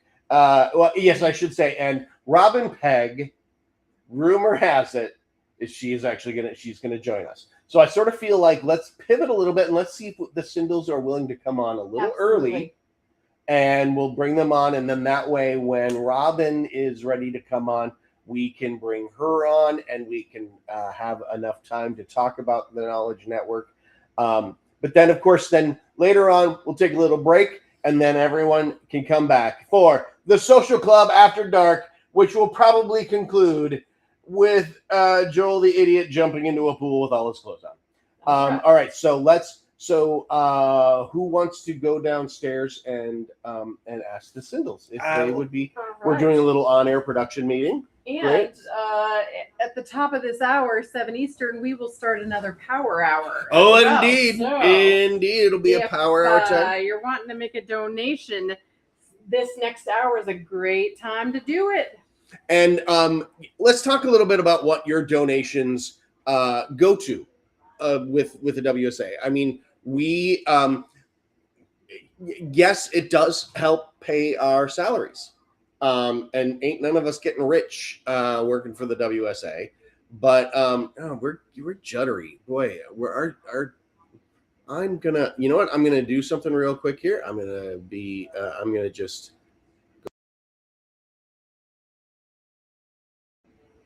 and see if coming back like this does anything to help. All right. Well, for those of you, once again, for those of you in the chat who are like super excited and they're asking to come on and want to come on, we have the Social Club After Dark, and that will be an opportunity today for people to come on and tell everyone a little bit about themselves and to again share the good word, share the story of Williams syndrome and everything that we have going on. So your donations, they provide programs, connection, research. Those are the big things. Our website, the vast repository of information that is available on the WSA website, all of that that has to be maintained and followed up on, and we also all of the walks, the connection events, the opportunities for connection camp, the different types of camps. I mean, you heard Dr. Shivers talk about ACM Lifting Lives Camp. You've heard us talk a lot about WSA Camp, and we've talked about it already, and we're going to talk even more about Camp Blue Skies in just a moment here. And so the green room. Yep. So please consider donating. Please help us out donating. Text WSA May to 71777, or you can scan this QR code right here. Let's see. Oh no, I went too far. Went too far on the vertical feed. I don't even know. Okay. Yes. Paula's got it. Anyway, you can scan that QR code, and also when you scan the QR code, a cool thing happens on our screen. And so I like to see the cool thing happen on our screen. So if you scan the QR code, that would be great. Happened a minute ago. We just saw a donation happen. Yep. So we are super happy to welcome Sandy and Cameron Sindel. Yay! Yeah. Our first in studio, in house guests. They are Yes. here. So great to see you both. I'll do a little Brendan Lemieux podcast thing for those who haven't had it, who might not know you. Take a few moments and introduce yourself to the fine people of the world. My name is Cameron Sindel, And where do you live? Kissimmee, Florida. Excellent. And are you okay sharing how old you are? The 31. And then tell us. I mean, I know this, but tell us, like, what's one of your biggest passions in life? Everything. Well, Oh, sure. wow. Come on, Nah. Cameron. Sure. Helping out the fire department. Yeah, and you've been doing that for years, right? Yes, it's really good actually. Awesome. It's been busy. We've been busy this year. Well, like too busy? Like, hey, we need to calm down the fires, or just like Really out of control this year. Last year we run more structure fires than any fire department in the country. Wow. No, right. I don't know in the country. But in the city, And yeah, sure. You in hear? North Carolina. yes, and In the North mountains. Carolina, in the mountains. All right. Well, you've heard that. You've heard that, people. Let's Only keep the you. only prevent you Structure fires. Only you can nailed it. Prevent. fires happening by doing these things at home for your kids and your children. Number one, parents, listen up. Number one, do not play with matches. Do not play with lighters. Do not play with anything that's dangerous. Leave it to the professionals. And All two. right. You got a number 2? You got a number 2? If you see something, call us. Great. And you have a third?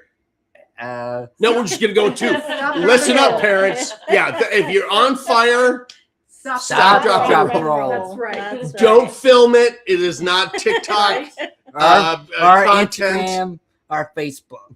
Right. That's right. Not Instagram worthy. And Sandy. Hi, I'm Sandy Sindel. I'm Cameron's mom. Proud to be his mom. He keeps me on my feet. So, yeah, I love it. I love our little group of Williams Syndrome family. They're just amazing. Sorry, I distracted myself because I was literally about to ask. And you've been his mom like his whole life? His whole life. That's like Matthew saying, "You're the best mom I've ever had." That's Yeah. That, That's yeah, right. that must be Mhm. it. I hear that all True. the time. Yeah. I'm like, oh, Yeah, okay. Good thing you're we stuck and- yep. We might be 5 hours into this broadcast. You're stuck Um, with me. But so Cameron, I met you for the first time a few years ago. Yes. At Camp Blue Skies. Yes. Would you be willing to tell everybody just A, what is Camp Blue Skies, and B, why do you love it so much? Because you keep coming back. Well, camp was for me when I first heard about it. Nobody told me until I was old enough to learn about it. I didn't have time to go to camp that time, but now I do because I keep coming back for fun and fun. That's Yeah. all I do. There's nothing else I can do. Yeah. And so so now it's like you make sure that you have that time available. Yes. And what are some of your favorite things that you get to do at camp? I like to go kayaking, Mm-hmm. canoeing, and doing other things. Like what? Like you Uh, like the goats? Like the Going goats, to the yes. farm? Yep, Went going to to the the farm. farm. Awesome, isn't it? Yes, it is fun. That I farm know. is that farm is awesome. And Camp Blue Skies often will be like around March. Yes. So it's very early in the growing season. Mm. So you're there, and it's things are just getting going, and but some carrots will still have been been growing and so You like to hang out with your friends that you don't get to see very much, Yes, I do. making new ones. Making new ones. what like so one of the big things with Camp Blue Skies is the idea of challenging yourself, trying new things. I tried the new food there. It was all right. the new food. Yes. They had new food What there. did Yes. you try?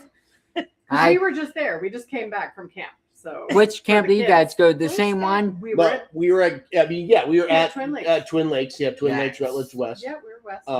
But that we were there with the teens and Yep. the kids. It was all right. I mean, there's new stuff like these curly fries. I like them a lot. I'm sorry. We didn't have. We didn't get curly fries. Oh, You didn't get curly Um, fries Friday? No. Narakar, Nick, Emma, if Listen. you're watching this at all, we are about to have a discussion about curly fries. Right, we were robbed. But the so like of the activities though, like that, what is an activity that you maybe can't believe that you've done, but you got to do it because of Camp Blue Skies? Paint and coloring and the drawing, designing stuff. Mm-hmm. What about the Mhm. Zip lining was pretty cool. The You zip did lining. it? You did it? No, I did it last time. Oh, Yeah, did you've you? done it, and you did the big swing. You've done the giant swing. Because I know I have footage of you on the zip line. line. Yes, it was fun. That's my first time doing it. and Awesome. I think you may have done it the year that the it wasn't quite as taut as it was supposed to be. Oh yes. And so you had a sort of an extra I thought about it at first Yeah. because, safety is more important. it's true. And I thought about it. I was like, should I do this? Because I was like, nah, yeah, no, yeah, no. Yeah. Yeah, I want to do it anyway. So, so people who don't know, the zip line at Camp Twin Lakes, which is the host site. Camp Twin Lakes is the grounds.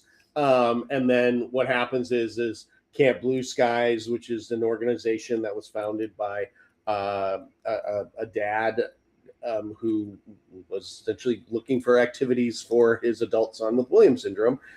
So he founded Camp Blue Skies, and now it's they hold multiple camps throughout the year, but 1 week out of the year is a Williams syndrome only camp, and so everybody is there. Everybody that is there has Williams syndrome, and the Camp Twin Lakes site has all sorts of activities. The zip line is this giant structure that you have to climb up many stairs, and you're pretty high up there, right? yes. Yeah. And then you just have to trust. You have to trust and you leap off and Yes. suddenly you're flying, right? Yes.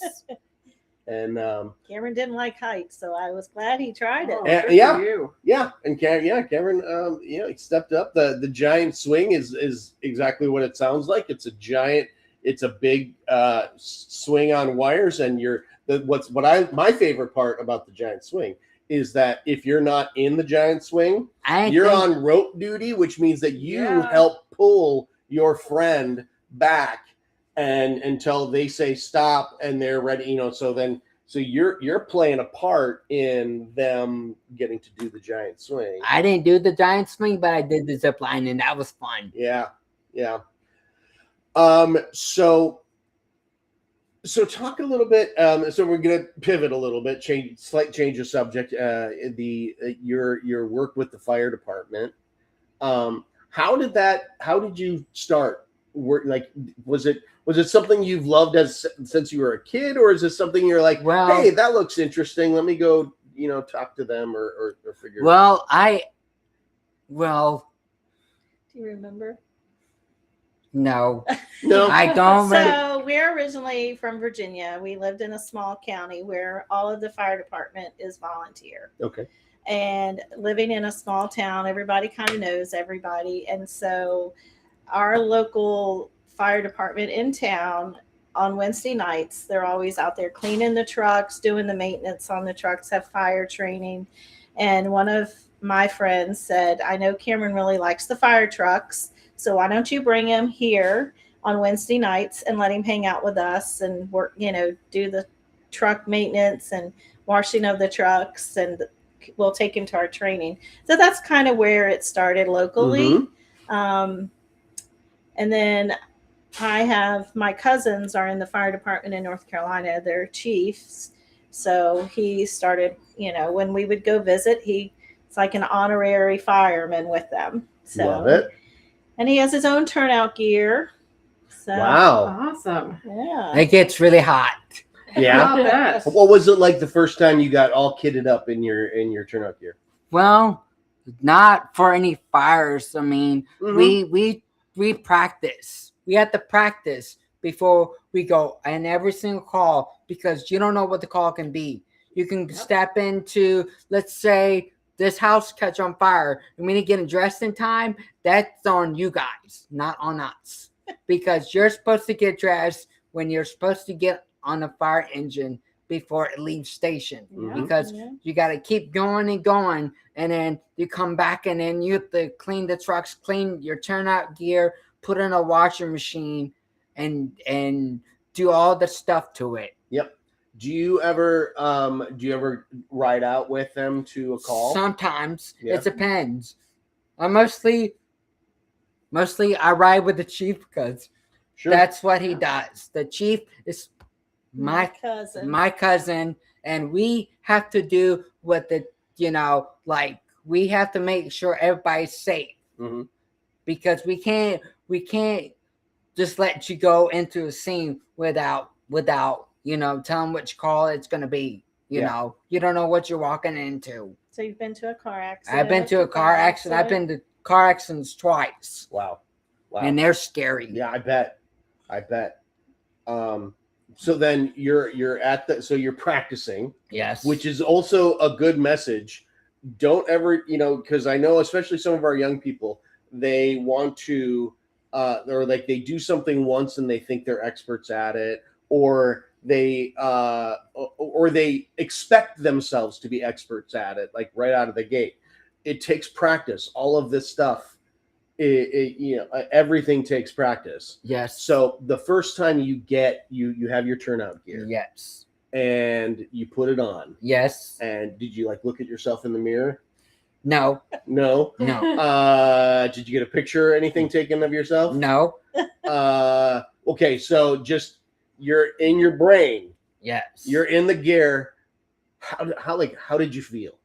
I feel like if I helped somebody out that day, then I made difference in somebody's life, because you can't just do it without yourself. There's got to be people that doing it too, that save people's lives every day. You just got to realize, without them, there won't be no firehouses. There won't be no nothing. You're right.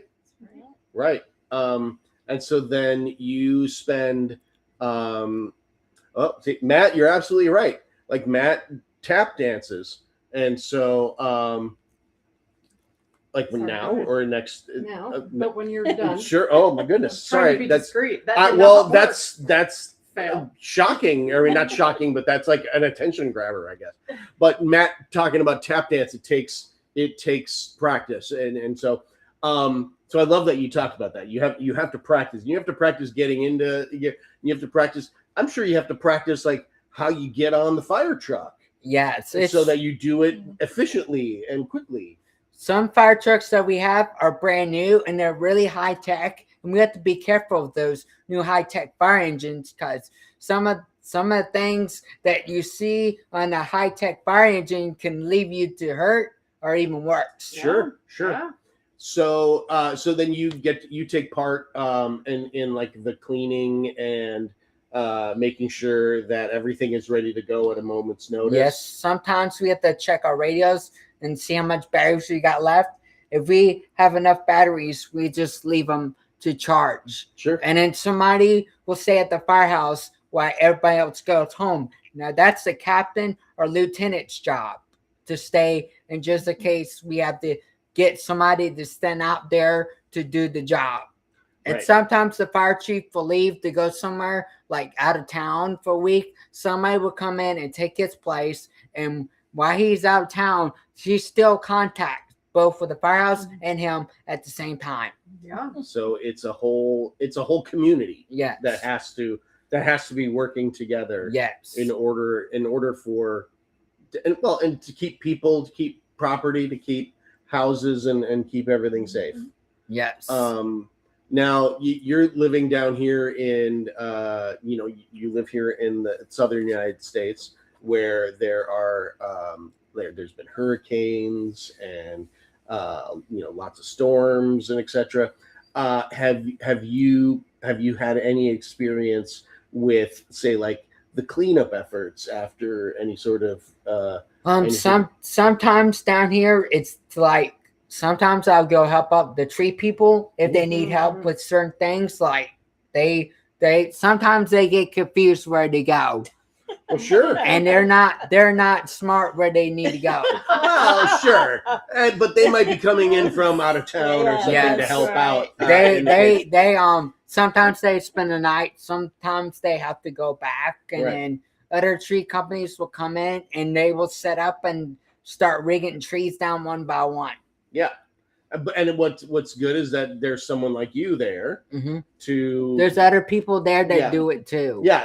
Like you're part of a team of people that are like, okay, this is what's first, this is what's second. We're gonna head to this. You Yes. guys head to this, and so again, it's a whole community of people working. It's a whole community of people working together to try to help and better the lives of others. Not unlike us here at the WSA. It's fun. It's helpers. It's those helper people that make the world go round. That's right. Absolutely.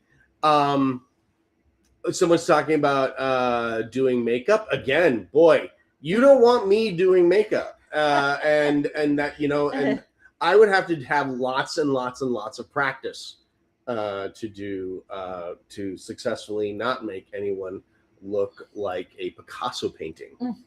So Cam, I mean, I feel like I've known you. I mean, I have known you for years, but I love listening to you talk about the fire department. Do you have like a favorite? Do you have like a favorite truck or a favorite tradition that you guys have at the firehouse? Is there anything anything? Most What of gets our you excited about What's your when you're favorite there? the tanker truck or the battalion chief vehicle, because that's what we use. The battalion chief vehicle is responsible of everybody in the whole entire fire department. Okay, and what does that look like? Is that just like a car, like a regular? It's truck? like there's undercover, there's home, there's like undercover battalion chief vehicles that are tricked out like to the top. Like some of us will get to take one home and keep it, and then sometimes we get to use it a lot. Sure. Nice. And the tanker truck, I'm sorry, I'm going to assume that the tanker truck is like that's what's hooking up to the Yes. fire hydrants or have water on board? Yes, some Okay. of the fire trucks we have at our station, we got a rescue. We got let's see, tankers. We got maybe three tankers there. We got 2 brand new engines that are coming this year. We already got What one. kind of trucks? Are they Pierce or? There's one of them is E1, but that's old fire truck and we still use it. Okay.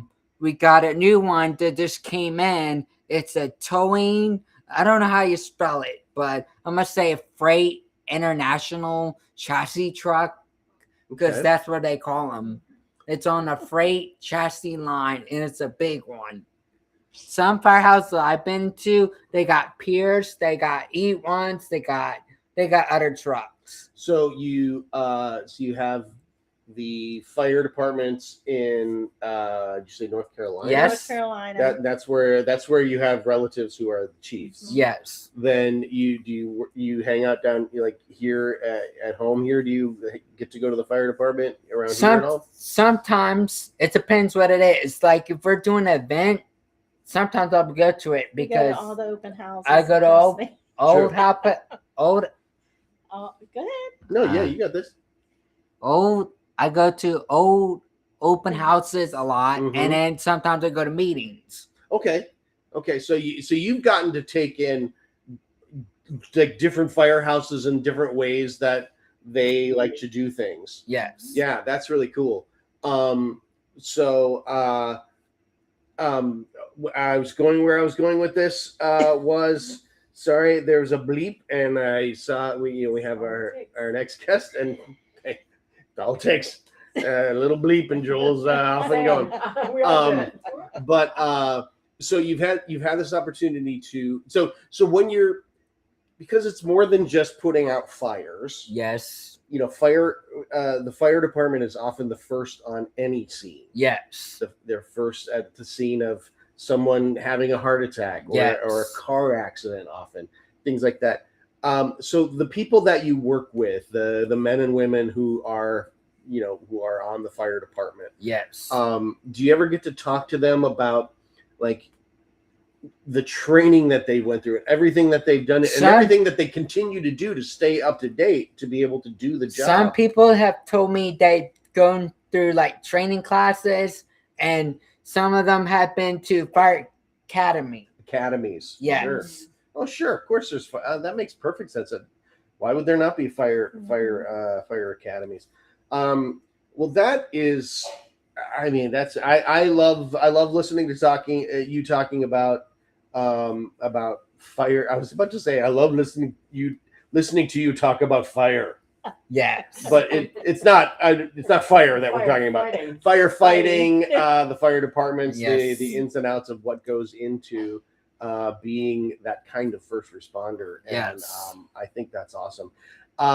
So tell people, like, as we're wrapping up here, because then we have we're going to be talking with Dr. Robin Pegg. Yes. Have you met Dr. Pegg before? No. But she's super cool. You like her. But tell people a little bit about, so you've been able to go to Camp Blue Skies. Yes. And you've been we have been able to work together Yes. to help send you to Camp Blue Yes. Skies with scholarships. So I guess what I'm saying is, if you could tell people, like, if you have tell people why they should want to come to camp, and if they're afraid, like if they can't quite afford it, then they can reach out to us. Yes. Please reach out to the WSA for more information about Camp Blue Skies. Camp Blue Skies rocks. Absolutely. And we want to help people. We want to help if you're an adult with Williams syndrome and you want to experience camp, or you want to try something maybe that you've never tried before. We want to help you get there. So we are we'll be working with Camp Blue Skies to help get the information out there maybe a little earlier, to help families and individuals with Williams syndrome make the decision and figure out how they can come to camp. So come hang out. Come hang out with me. Come hang out with Cameron. Come hang out with all of the cool people. And I would like to do a big shout out to. Go. I would like to shout out to all the counselors and all the people that make Camp Blue Sky where it is today. Without them, they won't be no camp. And the volunteers that come from colleges, if I'm saying it, what college? It's a couple different colleges, but it's a whole bunch of nursing students that are in school. I would like to say thank you to them too. Yeah, the volunteers that they get out at Camp Blue Skies are pretty fantastic. From students to people who have known the Sesslers, Dick Sessler, who started the camp, who've just known them for years, who give of their, like, this is what they do. They take 1 week of their PTO, or sometimes two. It's what they do with their vacation. They get time off and they want to do it. They want to spend it I see at our camp. I think the doctor's on. Yep. Yeah. And so, well, thank you guys so much. Yeah, I'm sure. so Thank happy that you you. guys could come here. Cameron, Brendan Lemieux shouted you out on there and said, "Hey." Hey. So he Yeah. commented on there. He said, And "Hey, Brendan Brendan's also hanging is out planning watching." on being, now that he's going to be done with the board of trustees, Brendan will hopefully get to come start coming to camp and doing other things with the other adults. Well, all right. Well, thank you. Okay. Thank Oh my you, goodness, guys. thank you so much, buddy. It's so Stopping good to in. see Oh you. yeah, thank you. We appreciate it. Holy buckets, this was awesome. Yay! All right. Well, we're gonna jump right in because we had hoped to talk to her earlier, but we have lots to discuss with our next guest, and that is Dr. Robin Pegg. Woo! Hi. How are you? We have I'm to, good. I'm good. before we start, it's a power hour. Okay, right. Oh my God. Sorry, This is important. I got so excited talking to Cameron. So when there's a power hour, I do a power hour up to, did you say how much? $2,000. Two. We have an anonymous $2,000. donor who has said they will match donations this hour up to $2,000. That's awesome. Everybody who donates this hour, your donation is doubled. What that's done for us in the last power hour, Joel decided he thought it would be fun to throw out there that if somebody donated $1,000, he would jump in the pool in his clothes with his clothes on. And so then we realized, well, during a power hour, that only means a $500 donation. So Joel's going in the pool at the end of the night. I will be going into the pool probably twice, Twice, maybe. because 2 people donated $500 Yep, during a power yep. hour. That's fantastic. I love it. Yeah. We can do other stupid things. We've been talking pie in the face. We've been talking all kinds of things. So he'll sing and dance. Joel doesn't think things through. And he makes himself available for way too much. I should have asked for more money. Not like for So me. now we're up in the game. Yeah, not for me, but like I should have asked for more money in donations and stuff. But hey, how you Hi. doing? How you doing, Robin? I'm good. I'm good. Thank you so much for joining us, and I'm so glad that we were able to work it out, and with the schedule. Primarily, and I'm going to turn this over to Sarah because I know that this has been the main thing that we're going to talk about has been one of the brain children that you and Sarah have worked on for a long time. And so no one wants to hear from me anymore because they're just like, shut up and jump in the pool. But the Knowledge Network, what is it? Why are we all so excited about it? And why should everybody else get excited about it too? Well, I want to say a big shout out to John as well, because John was really a part of getting this off the ground as well. So it's He been a gets team. nothing. Thank He you. gets nothing. It's been a team effort. So here's what the Knowledge Network is. For many years, people like Michelle Self, or at different times, different other individuals, Bonnie Klein-Tasman, Marissa Fisher, various people over the years, different OTs, PTs, speech therapists, music therapists that have come in and out and of the WSA here and there, have always been willing to be to pick up the phone, to answer a question for a family, to share some advice. And over the last, I would say for probably 10 years or so, Michelle Self and I have done this really regularly. And one of the things that we did, several years ago is we told families, we said, we'll give you 3 hours of time across, to do education stuff.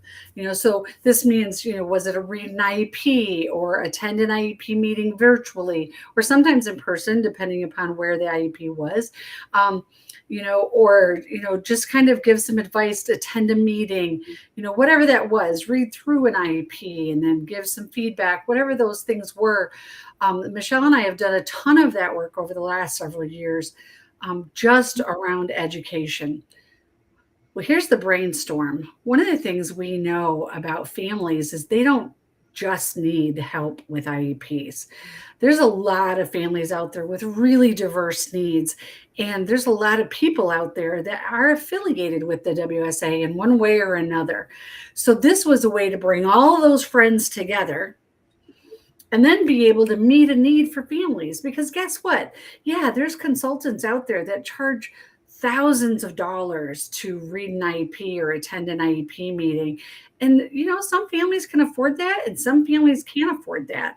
Or some families really don't need that much either. So they just need somebody to, maybe it's write a letter to a principal to say, yes, my child needs to repeat kindergarten. Okay. And here's why, and be able to ground that in some research. So what we did is we got together with all those friends that are out there. I think our team is up to about 15 different consultants that range from everything from good old education stuff with IEPs and things like that, to behavioral consultants, to grief consultants, to somebody that will help you with the paperwork to do all of the adult paperwork, the Social Security paperwork, and adult services paperwork, to somebody that will help you look at transition planning. How do I plan for my child and what they're going to do after high school or going into college? And so that whole list of friends, we brought them together. And John, and his infinite wisdom, said, it's like a knowledge network. And well, there it was, right?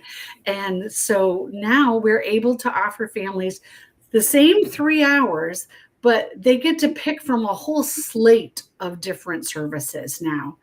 And we're super excited. We got some grant funding to help support it. And it's one of those things where you've had an idea and it's been swimming around in your head, and then to see it actually come to fruition is super exciting. Not just a hat rack, my friend. Thanks. It really is exciting that we have gotten this off the ground. And I think the beautiful thing is, that there are some families that, like, you've helped for a bit, and then maybe Michelle's helped them for a bit. And as you're working with them, you're thinking, maybe a little bit of helping their private, OT with some tips. Or I can see that this family is really struggling because they have this these complex medical issues, and they're trying to navigate an upcoming surgery, and they are feeling really overwhelmed. So now, as you observe those things, we've got this collaborative network of people that you're going to meet quarterly, and you're all going to collaborate on the things that are going on. And so you'll be able to sit as a group and say, okay, we've been working with this family, and as I'm talking to them, I'm hearing that they're struggling with this too. Does anybody have a suggestion? Is this an area of expertise where you could step in and support? So it's no longer just you working on something, or Michelle working on something, or Bianca working on something. It's this really powerful team of people who have this deep knowledge of Williams syndrome that now can collaborate to support families in a bigger way. So it's really exciting that we've got that ability going on now too. Well, and I think, Sarah, you really touched on something that's really important too, is every single person that is a part of the Knowledge Network is vetted. So those individuals have experience with Williams syndrome. So we have OTs, PTs, speech therapists. We have an AAC consultant, for augmentative and alternative communication for our kids with limited speech. We have somebody who has worked at WSA camp for several years and has a deep, deep knowledge of augmentative communication. So even some of those real specialty areas, we have people that can speak to those things. And and the people that are a part of it are also willing to, provide some educational resources. You'll be seeing those come out from them, and as well as helping those families one-on-one. Yeah, that's great that you brought that up. So in this month's newsletter, if you all did not get this month's newsletter, that means you're probably not a member of the WSA, or we don't have your current email address. So if you didn't get the newsletter last Thursday on the 28th, make sure you go to williams-syndrome.org. And click the join button and give us your current information or sign up. It's free, and we'll send you all kinds of things. But in this month's newsletter, we kind of kicked off that enhanced communication around topics that are relevant to the Knowledge Network. And so we shared a piece that you just put out that's incredibly relevant right now. You alluded to it, and we can talk about that in a second. But that is another great feature of the Knowledge Network, is these consultants that are working in this network will also ensure that the resources that we have out there on the website are current.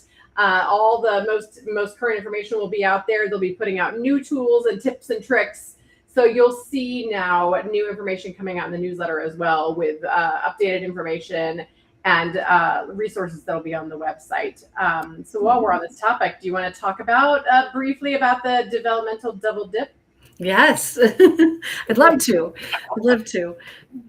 So what the developmental double dip is a recommendation just from years of experience that I see. A lot of times we have kids with Williams syndrome that are a part of a typical kindergarten classroom, or they might be, they get preschool, then a lot of times they're in regular kindergarten.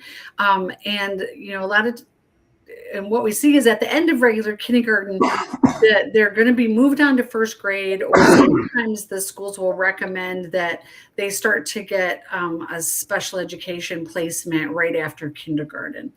And what I've seen over the years, and this goes way back to a project that we did in Minnesota, in Hennepin County Schools, where we had several very young kiddos with Williams syndrome that we repeated kindergarten with those kids. And that project, gosh, that was nearly 20 years ago that we did that project.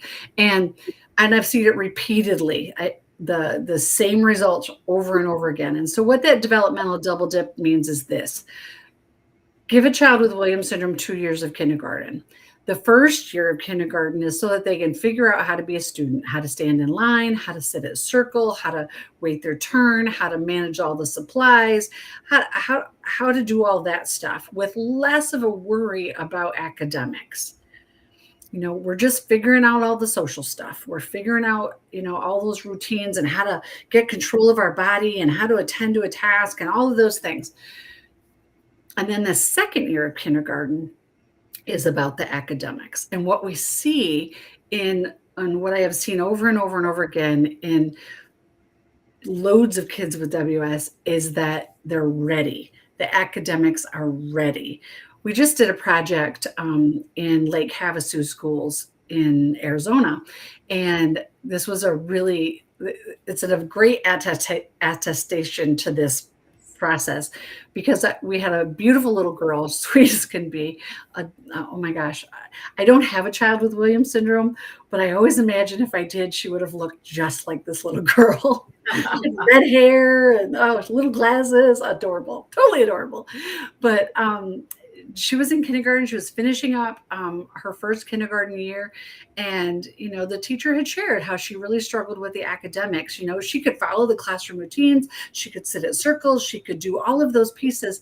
And so we had a long conversation. I said, well, how would you feel if we could have her repeat? And she goes, well, I just don't think that's the right thing. I think she's ready to go with all of her friends are ready to go. And I said, I just want you to trust me on this one. I can show you a bunch of research, but I really think it would be great if she could repeat kindergarten and if you could be her teacher again. And the teacher was like, I don't know. She wasn't sure at all, but she said, you know what? I'll try. We'll go for it. Let's just try. The little girl came back to school in the fall, and they all grow and they develop over the summer as usual.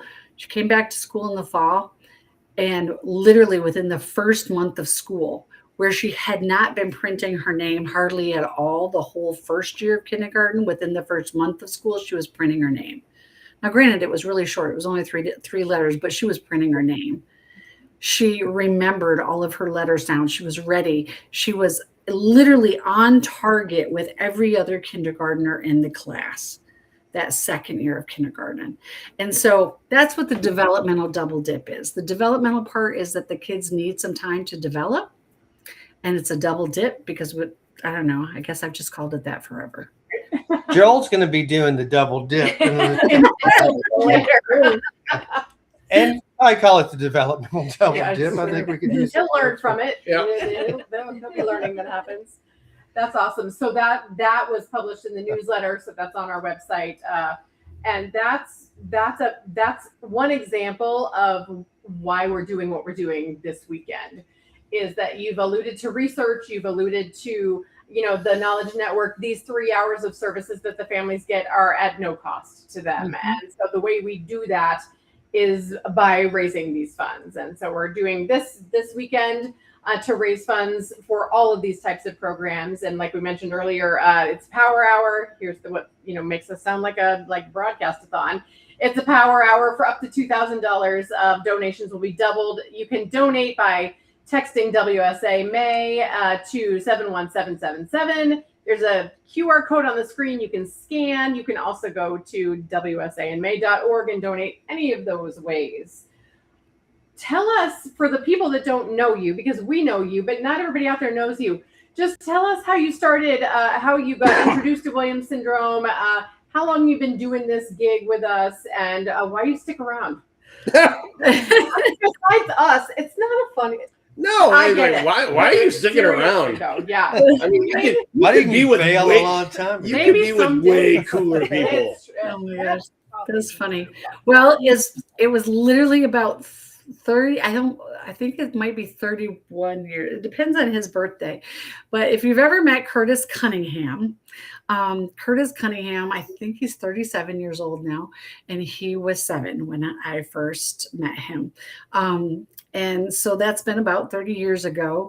And actually, I met his mom first. I was doing a presentation at a conference on curriculum accommodations and how do I get this kid to do that stuff. And back in those days, I worked a lot with kids with autism, Down syndrome, and cerebral palsy. Those were, and then a few other little rare disorders. I had kiddos with, I had a kiddo with lissencephaly. I had a kiddo with Smith-Magenis, a few rare conditions. But I'm doing this presentation, and throughout the entire presentation, Erin Cunningham, Kurt's mom, had her hand up. She was asking question after question after question. And she comes up to me afterwards and she sticks out her hand and she says, "Hi, my name is Erin Cunningham and I'm your new best friend." And I'm like, okay. And she says, "I have a son with Williams syndrome." And I said, "I've never heard of this." And she said, "Oh, don't worry, you're going to learn." She said, "I know my son can learn things and I think you're the person that can help him." And I was like, okay. Now you have to remember, this is 30 years ago. Okay. So there's barely any cell phones. There's no iPads. There's no iPhones. Your laptop was like a brick. Everybody used, I think we were on Windows 3.1 back then. It was a whole different time. And, so Erin would call me, Kurt was in 2nd grade and she would call me sometimes every day, and on the house phone that was on the wall. Right. And my husband would pick up the phone and he'd be like, "Robin, it's that crazy lady again." And and I would we'd figure it out. We'd figure out, how was Curtis going to do this math worksheet? How was Kurt going to do that spelling test? How was Kurt going to do this thing or that thing or the other thing? And that's how I got started. And then Erin was like, "Oh, I have a friend named Heidi, and she has a daughter with Williams syndrome. I just thought you could meet her. And then I have another friend named Laura, and she has a daughter named Kate. Can you talk to Laura? And then I have another friend." And it was just kind of like this. And then the convention came to, what came first? I can't remember. We were sitting, I think the convention came first. And she said, I think you should present. You should present at the convention on the stuff that you do. And I was working with Dr. Jill England, who also does curriculum work and stuff like that, and had done some things with Kurt's school. And so I started presenting at the conventions, and then I went right from that to Erin and I were sitting on a board together, and she came up to me at the copy machine, always dangerous, FYI. And she says, "Oh, I have something else you need to do." And I said, "What's that?" She goes, "I need you to be the rec director at this summer camp for kids with Williams syndrome." I said, "I've never done that before." She said, "Oh, don't worry, you'll be fine." And so the camp had been in existence for 2 years, maybe only one. No, there was family camp and then 1 year of camp. And then I started that next year.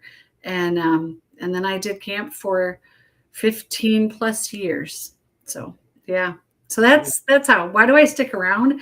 Because it's the coolest thing. Right? It's the cool. So We are the cool kids. We are the cool kids. Oh my gosh. Well, and here's the thing, like I love puzzles, and the complexity of how these kids learn was a puzzle, and I needed to figure it out. And then I got to go to convention, and I got to talk to like Dr. Mervis and Bonnie Clyde Tasman, which Terry Moncaba made a lot of fun of me because I was like, oh, that's Dr. Mervis. And she's like, you want to meet her? And I'm like, oh no, I can't do that. Like I was totally fangirling. And, but, now those people are my friends, and we work really hard to kind of decipher all the little pieces. And it's like my grandpa used to call it sharpening your pencil. How do we get it so that we can really refine that learning profile? And gosh, I don't know, never gets old. And every time I have one little more kid that learns to read, writes their name, is doing math, graduates from high school, goes to college. Yeah, that makes every day good. It really does. And so that's, I think, one of the important things to hear for if there are parents out there watching. I know we had some people on earlier whose kids were just diagnosed. There's been an incredible amount of research done around these topics we've talked about, and there are clear studies and really great guidelines around how to teach our kids to read and how to teach them math. And so if anybody's ever telling you that can't be done, you need to reach out, because there's always an exception to the rule, but there's such great stuff now. And so we just spent the week at camp. So, as camp has evolved, and we just came down from camp, and, part of some of the really cool stuff that happens at camp is, we got to spend some time talking with the parents of the 6 to 12-year-olds that were there. So their kids were off, they were singing in kids choir, and we got to sit and have some very real conversations this week. And there have been lots of conversations over the past few years that I've been at camp, but this week there was something just really different about the conversations that we had. And the exciting thing was the day we were talking about education and just started into the struggles people were having. You got calls right away. The Knowledge Network, like right off the bat, was we were able to say, okay, you reach out to this person. Here's the person. Go online, click their link to make an appointment with them, and go. And we did that with multiple people this week. And it started with education, but then it continued into like I came here because I wanted other people's input on how do I tell my child that they have Williams syndrome, and then how do I tell their siblings that they have Williams syndrome? And we were able to say, reach out to this person on the Knowledge Network. That's one of the things they do. And so it was a pretty incredible week. And there were some really hard conversations and some very vulnerable conversations. And truly, I think everything we talked about, we were able to say, you know what, we've got somebody that can support you through that. And then somebody we brought into camp, we were like, I think maybe you should be part of the Knowledge Network. So we may be expanding. And that's the beautiful part of this is even through like starting as we've been planning convention this year, we've found a few great resources that I think might be a great addition to the Knowledge Network. And as we, hop into conversations with people and learn, that's a gap we have, and we know a great place for you. So it's been a really cool week. And as the Knowledge Network is getting launched out there, we're getting some really great reinforcement that this was so needed and such a great direction to go down. And it's really exciting to be able to add to this. So if there are families out there that see a need that we don't have filled, or that somebody that's just a incredible expert at something, Williams syndrome, point them our way, because we want to grow this space of just 100%. Yeah. I want to share this comment that just came in. I'm going to put it up on the screen here. Just a second. From Christy Cook, who is responsible for me dunking myself later. My kid is one of those. She can read. She won the Math Achievement Award. And you're so valuable to this community, Robin. I fangirled on you and now get to call you a friend. Oh, that's awesome. That's so sweet. And I'm sure we could publish a book of those, of like comments like that for the impacts that you've made on the lives of our kids. So it's pretty incredible. Well, I have to echo what you said. If there are people out there that are doing really good work with kids with Williams syndrome, please let us know who those friends are. It's fascinating to me sometimes how, I'll have an interaction with a teacher or something. And Michelle Self has said the same thing. Sometimes she works with a family and she works with a teacher, and that teacher will call her or email sometimes years later and say, I want you to know some of those things that you taught me to do with so-and-so, I now do on the regular for all my kids. And I just got another student with Williams syndrome, and I feel ready and prepared. And I also know who to call. And I think that's the whole thing. As the Williams Syndrome Association, we're that sort of core resource, that sort of knowledge base for people, that place that they can go to say, how can I get some help?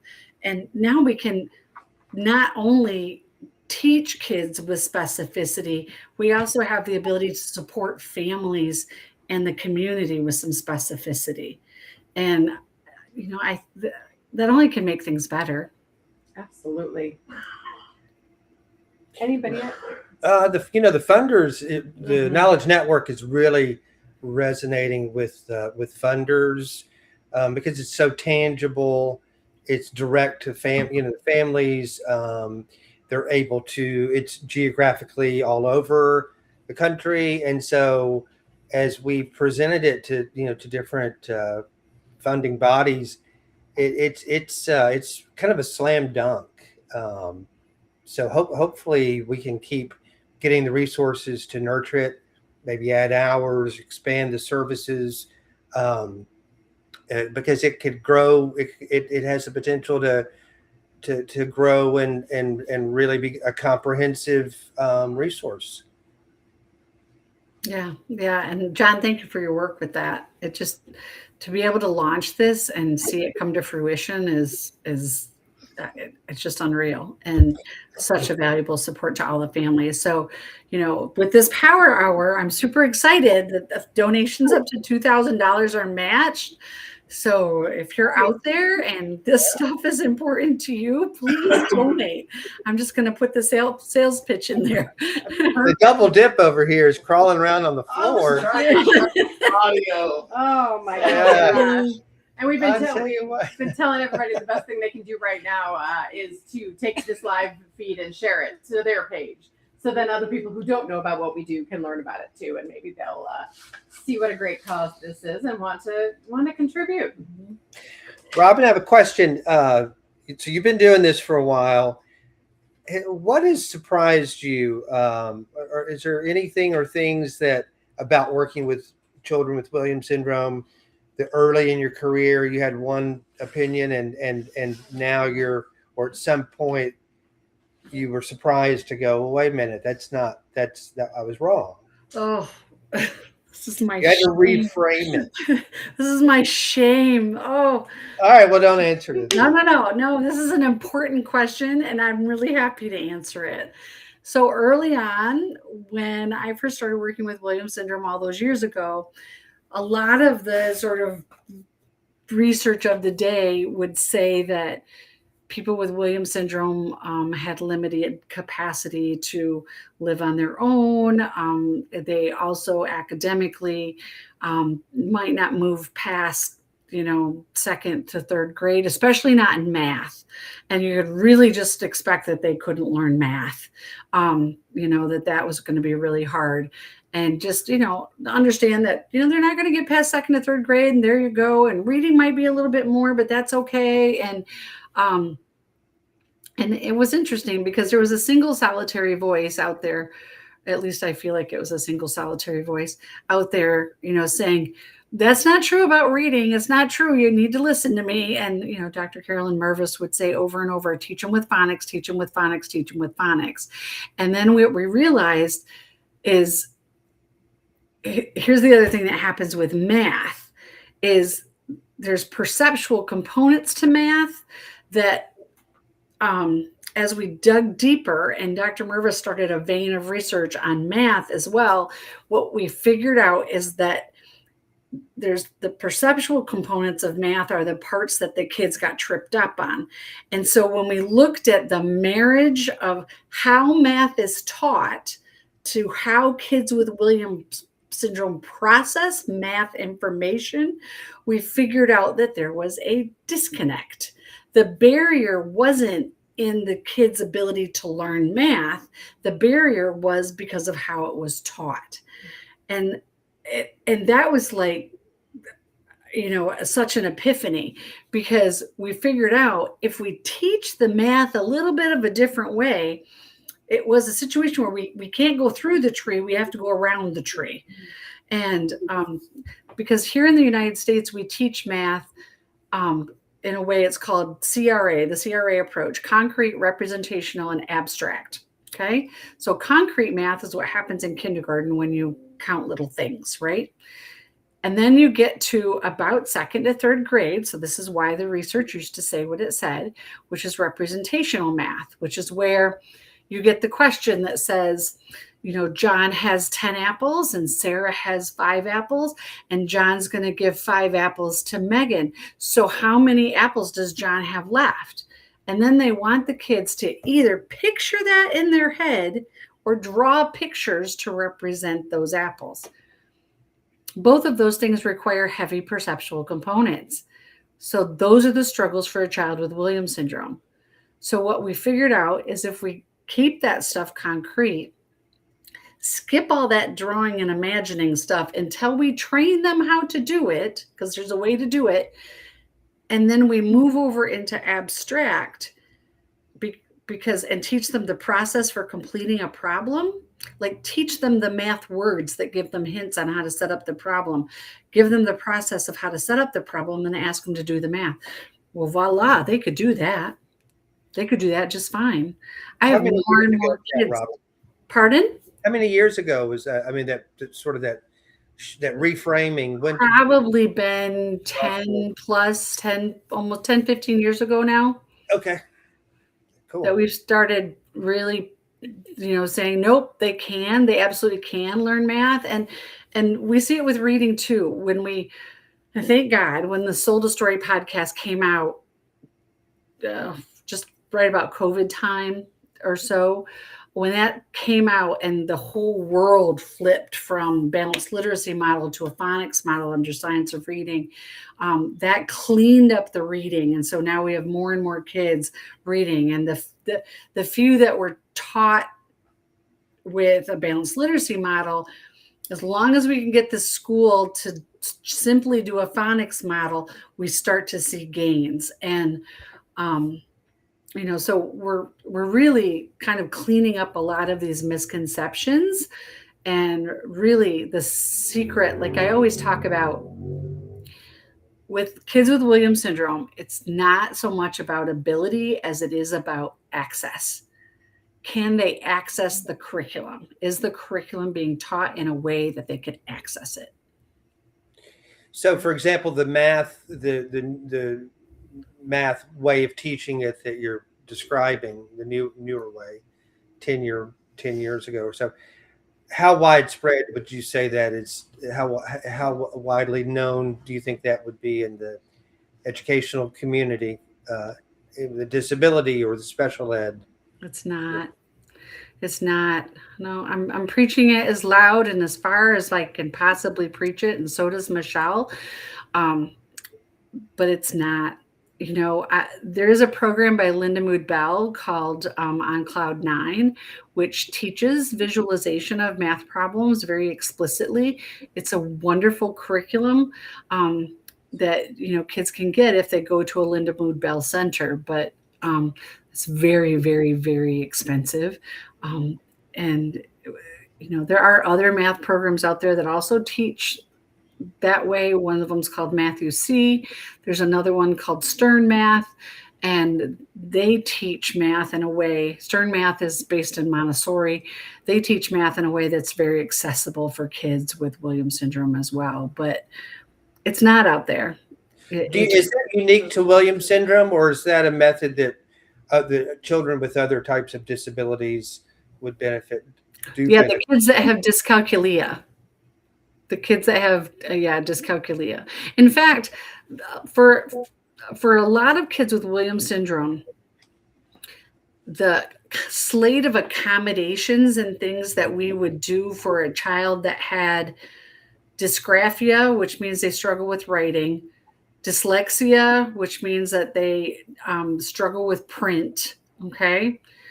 And dyscalculia, which means that they struggle with some aspects of math. The slate of accommodations that you would do for a child that has the DISs, so to speak, is a very similar slate of accommodations that you would do for a child with Williams syndrome, because the perceptual struggles that the kids have are relatively similar. Interesting. Robin, if there are parents out there that have kids in middle school, teenagers, adults that can't read, can they read? Is that a possibility? Yep, absolutely, 100%. Okay, so I will quote David Copenhaver. David Copenhaver did a project. He was the co-founder of the Center for Literacy and Disability Studies at UNC Chapel Hill. He did a research project with Williams syndrome, and he said, Robin, I've never met a kid with Williams syndrome that couldn't learn to read. Okay. Maybe at some point when we're ready for it, we do an article on that or something, remind people of that when you're ready for your inbox to blow up. Because then we're going to need to teach people how to reach out to you or what the right thing is to do next through the Knowledge Network. But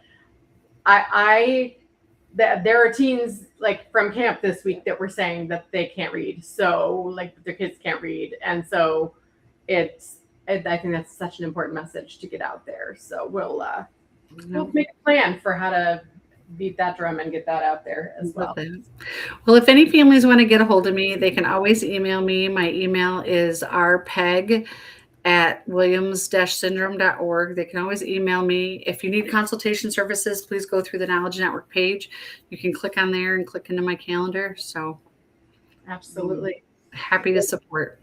We so appreciate you being here, and we so appreciate everything you've done for our community. It's such important work.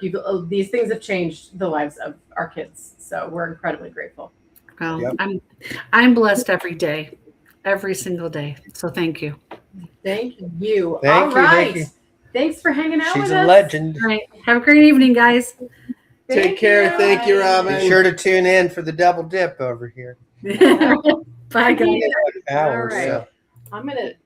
I'm ducking out for this next segment. Okay. So I'm gonna take my laptop and charge it. What is our next segment? Well, we have the Cohens coming on. Beth and Ben Cohen to talk. Fun. I should almost have my golf. Sarah, before you go downstairs, can you toss me my Golf for Williams hat?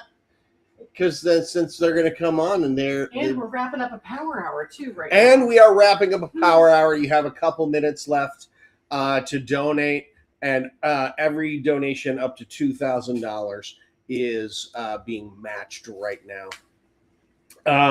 So thank you all so much for tuning in. Thank you all for so much for donating. Keep those donations coming in. Keep sharing. That this is happening. We're on till 10 o'clock tonight, and and we'll be back again tomorrow. Excuse me. We'll be back again tomorrow at noon to continue the shenanigans and not just shenanigans, but also talking about some very important stuff.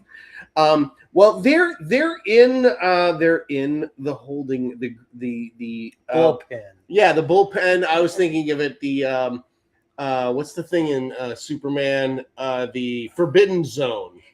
That triangle thing that Zod and his people are put into. That's where I like to think everyone goes to.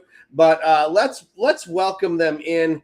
Beth and Ben Cohen, welcome Hey. to you, and welcome. Thank you. Thanks for having us. Williams. Woohoo! Thanks so much for having us. Super excited to be here and be a part of the cause and happy to support. So glad that you guys are able to have us on. Yeah, fantastic.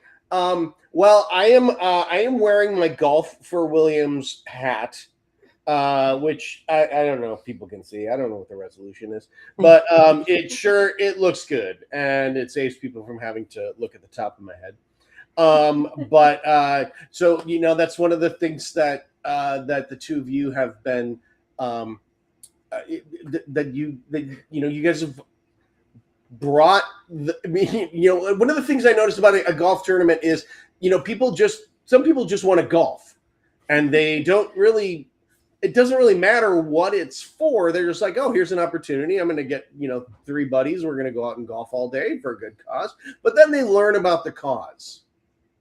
And in this case, they learn about Williams syndrome. And it feels like, and especially if it's a golf tournament where they get to meet some people with Williams syndrome, suddenly the golf tournament becomes a little bit more than just a day out for golf.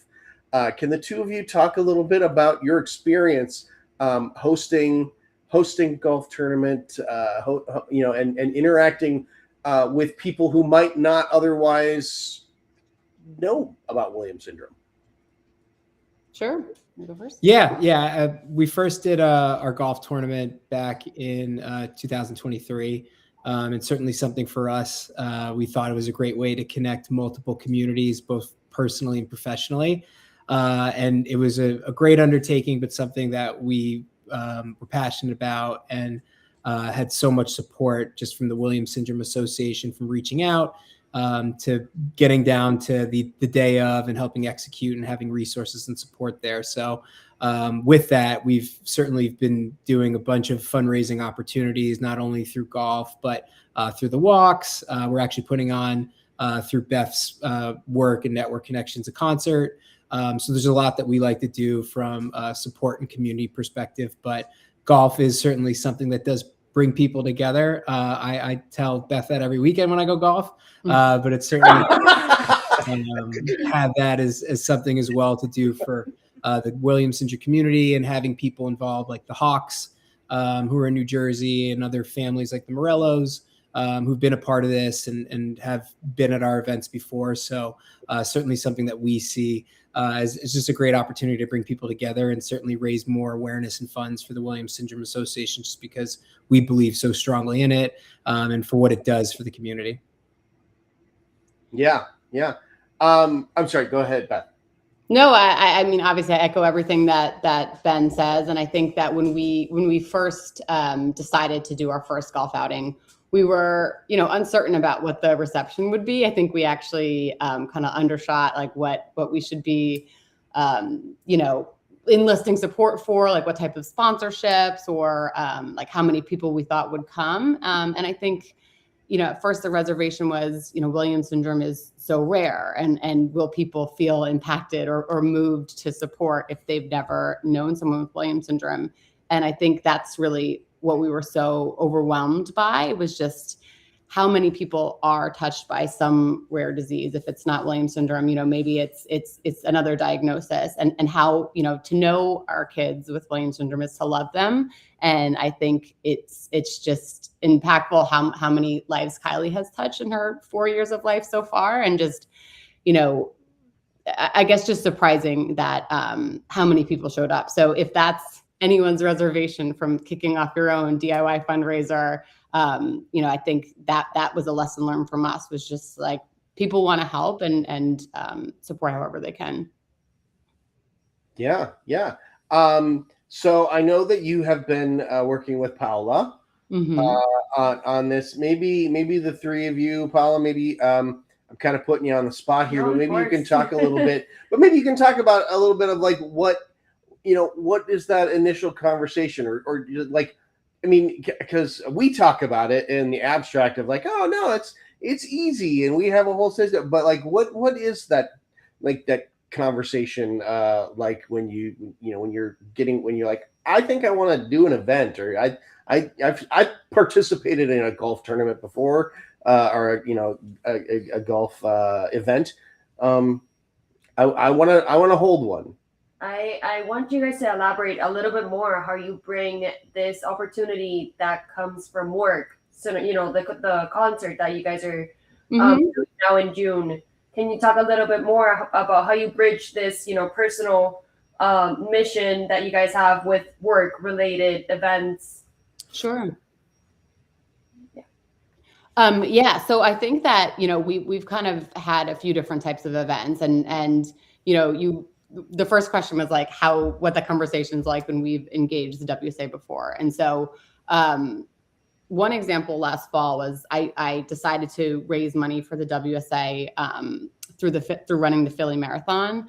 And I reached out to John with almost no notice and was like, I'm running the marathon in a week. Like, can you help me set up a site and let's do this. And we ended up raising, I think, $12,000 for that effort. And this just so responsive and so easy to work with your team of just like, yeah, let's do it. What do you need? Do you need us to use our site? Is there another site you want to use? How can we advertise this? We'll put it on our Instagram story. So I mentioned that one first because it was a very low lift, ad hoc, kind of last minute effort that we were very successful, I think, with raising money. And the concert that Paula just mentioned is actually more of an established event that a colleague of mine at Aon has been doing for years and years at the Cutting Room in New York City.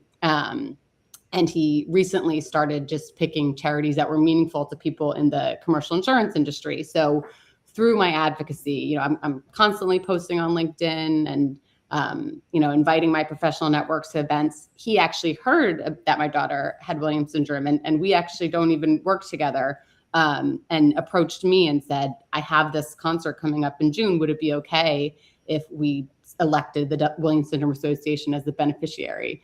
And of course, that's amazing. I'm so excited that we're going to be able to kind of not only, hopefully fundraise, but just spread awareness and have some fun and actually bring, some families with Williams syndrome to that event to help kick off the band.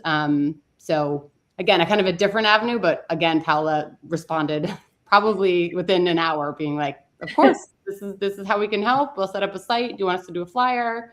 Do you want us to advertise?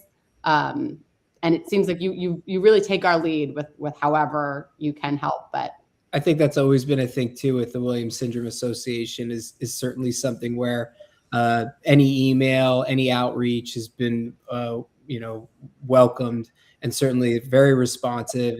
And when we first were going through our journey of Kylie's diagnosis, it was great to have an immediate network to go to. And I think that's what's helped us be so passionate about supporting the Williams Syndrome Association, both professionally and personally.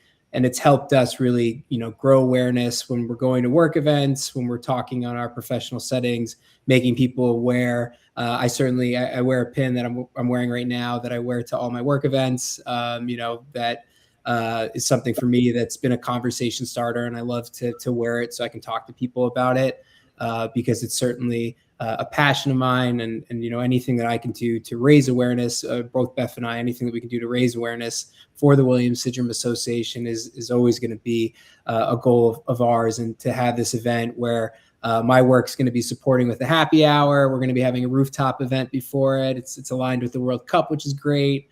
So these are the types of events where you're able to really figure out how can you bring people closer.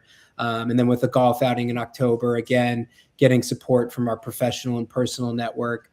It's been great to speak with Paula and figure out, what resources are set up and established. There's a lot of templates already that you guys have created.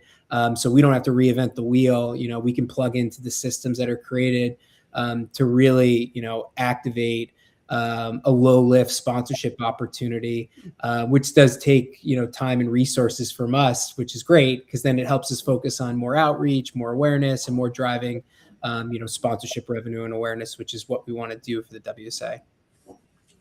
Yeah, that's awesome. I'm sorry, John. Do you have anything? Well, I wanted. Yeah. Well, you just. No, I do. Actually, I do. You were staring at me, or you looked at me like I was just staring at you, but that's a I mean, separate. Kylie, tell me about her personality. 4 years old, right? Mm-hmm. Yeah. Tell us about her.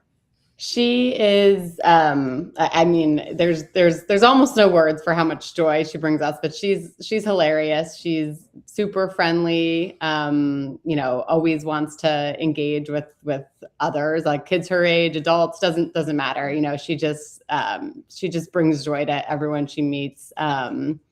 It's just funny because every we took her to the zoo today. We took her to a restaurant, and I took her to see the ice cream man today.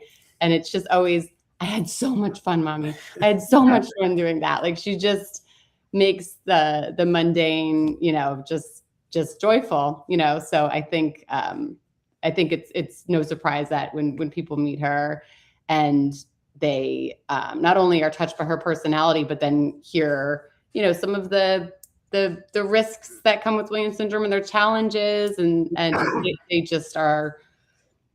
People just want to help. They just, if Kylie is impacted by this, then it's like, you know, people just want to protect her. So, but yeah, she's the best. Yeah, she's made our lives so enjoyable, and I think her personality has helped us throughout our journey, especially too with the resources through PT, OT, speech. Everybody that's been a part of our network to help support just loves Kylie, and I think because she loves them back so much and is so warm and welcoming, that it just makes everything so much easier. And I think people have pushed her, you know, to want to thrive. And I think that's been really great for us to just have such an overwhelming network of people that support us, you know, whether it's going to CHOP or now the Armolino Center of Excellence, or even just our local resources that we have.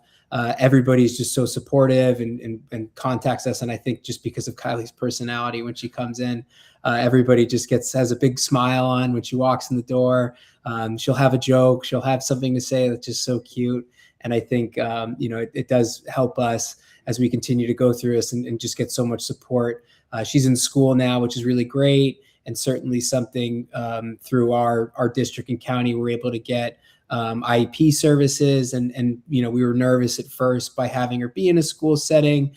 But, you know, we see her at school and the teacher's grabbing her hand. She's at the front of the line. She's like, don't tell anybody. So I guess this is going out to everybody, but don't let people Ellie, you know, that's her favorite student. But certainly something for us where life's just so much enjoyable with Kylie. Well, you both light up when you talk about her. So, and now remind me, are you able to come to convention this year? Oh man, you're making us say it. Wait, I have unfortunately through my work. Everyone should go though. Yeah. I hope everyone yes. else is able to attend. Yeah. We will definitely be at the next one. Yeah, I have through my work. I work on the weekends through live boxing events. We actually have a fight tonight. It's during the week, Ben. Yes, That's not a good but excuse. I travel during the week and stuff, so it just is unfortunate where it comes at a time where I can't. But yeah, we definitely want to go to a convention, and certainly something everybody that we speak to just says, you know, how important it is, and not even just the experience of being there, but the content, the programming that you guys do, you know, and scheduling across it. I think for all ages, from what we've heard, it's been really great. You know, speaking with the Morellos and other families who've been able to attend. So I think certainly something for us.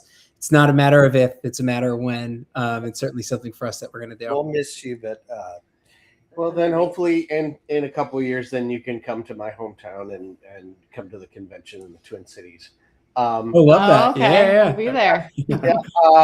I'm so, you know, we were talking about Kylie, and I a little surprised that we didn't ask this. I mean, obviously she's wonderful and lights up a room and everything. But in terms of golf, what's her handicap? we just bought her first like real golf club that she's actually starting to enjoy. Oh, nice.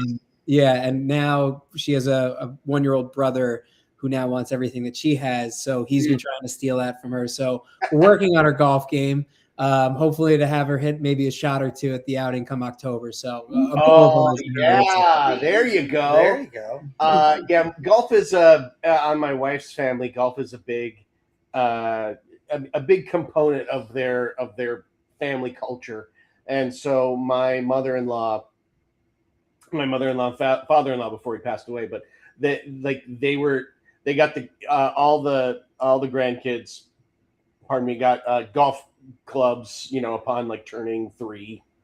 Oh wow! All right, And it's a late start. Yeah, and then getting out there, and they go out and hit golf balls. And Bennett, so it's eye-hand coordination. It's all good things. He has no interest in like playing around, but he loves going to the driving range or going to Top Golf, where you can sort of play the games within hitting, hitting off the, hitting just out into the yard, I guess. I don't know. But yeah, that's been great. I have a feeling she's going to like being in a golf cart. That'll be one thing we haven't done yet. Oh yeah. That's going to be a big one. That's the highlight. Yeah. Going back to real quick what you said about school and I kind of, just because we just finished talking with Dr. Robin Pegg, and you're talking about and the experience you had where it's like, we don't want to tell people, but Kylie's her, you're my favorite student, that whole thing. There are stories that we hear a lot of teachers when they have a student with Williams syndrome. That is often, it's not uncommon. I don't want to use favorite, but it's usually a really meaningful teaching experience. Mm-hmm. And so I'm saying that in conjunction with what Dr. Pegg was saying about if you're just curious, if you're as a teacher, if you're just willing to, obviously you can.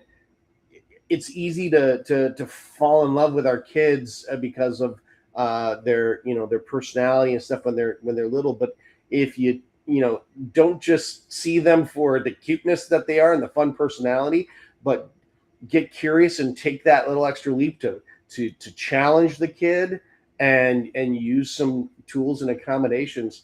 As a teacher, you're going to have one of those momentous teaching, the things that this is a student I remember, sort of thing. And it's a student that made a difference in my life. So that's just my little PSA for teachers out there, if anyone's joining us. Thanks, TED Talk. Yeah, I think love your student with Williams syndrome. There's minds at work there. Yeah, I think as you say that too, a big part of why we want to continue to raise money and have advocacy is for the education resources are important. It's certainly something, again, for what the WSA promotes. And I think as we're doing these events again, June 18th and October 5th, that we'll be doing this, for us, these are the types of resources that we want to continue to support and make sure that is getting the proper support, just because it's so valuable and it's been so valuable for us. And when looking at education and trying to figure out Kylie's path, the WSA was a resource for us. And so thinking about how this fundraiser that we're going to be doing and more fundraising that we have and how easy it is to get involved, these are the types of conversations, that can be a resource on the WSA and that you do promote and that you do have as a part of the conferences. So again, I just think the fundraising part of this has been so important to us just because it opens conversations like this. Yeah, you guys are so busy, I know, personally and professionally, and so your dedication to our cause it's really a beautiful thing, because I know you've got a million, and you're both marathoners. Am I correct? No. You're playing golf. Yeah. Half marathon? He's a marathon in the sense that sometimes he plays 36 holes. Yeah, exactly. Yeah, exactly. It takes about the same amount of time. Hers is actually quicker. All right. Yeah. What going back to the concert real quick, I haven't had a chance to chat with Paula much because I've been at camp and stuff like that. But like, what is the say more about like what the concert is, like what kind of music is it? What's going on with that? Sure, it's called the Mike Machia Band, and he's a cover band, covers rock, kind of the classics, and apparently it's always a packed house. And so what we're going to do in addition to, fundraising at the event is we're planning to create merch that's like a co-branded WSA Mike Machia Band bandana potentially is actually what's on our hand. So we're going to pass those out. Everyone's going to wear them, rock out. We'll charge for those, and it should be fun. But actually Gianna and Anthony are both going to help introduce the band. So yeah, we'll have some Williams syndrome representation there, and should be good. Yeah, and certainly something with the Filippazos and what they've done. A lot of the times when we've done these events, like working with Camille, she's shown up to our events, and I think that kind of talks about again just the community that has embraced us as we've joined into it, and we're going to be going to her event in November. And I think, these are the types of things where we're going to get a table, have people come support, and bring people that are new to the community. And I think these are the types of opportunities you mentioned with golf, bringing people in from different industries, backgrounds, et cetera, that get to learn more and help be advocates. And there's just been so much, after we have these events or after we do fundraising or posting, the fact of how much afterwards I get comments and messages and text about didn't know about Williams syndrome. I've learned so much about this, and certainly, want to continue to get involved and do more. So just love these types of events. Excited for the concert to rock out. It's great. And glad that, Anthony will be there, and same thing with Gigi. Yeah. Gigi could sit in on drums on a couple of she could do her Keith Moon kind of thing. Gigi was hitting the skins a lot at Camp Oh, yeah. last week. Yeah. She helps accompany a lot of the talent show stuff and some of the band stuff for the teens. Yeah, so she was awesome. She's awesome at a camp. I threw this comment up there because clearly I'm hoping that they know you. Oh yeah, Caroline Kahane. I think that Caroline is saying what we're all thinking, and that you guys are just super awesome. Love you, Caroline. Paula, anything else from you?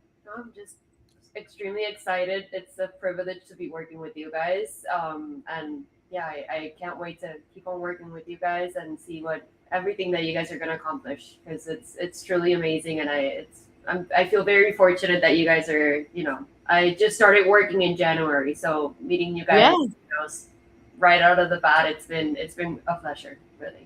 So I'm very excited. Excited for this new team, and you guys are doing great. I'm surprised you're not going to stay up all night, though. This is it.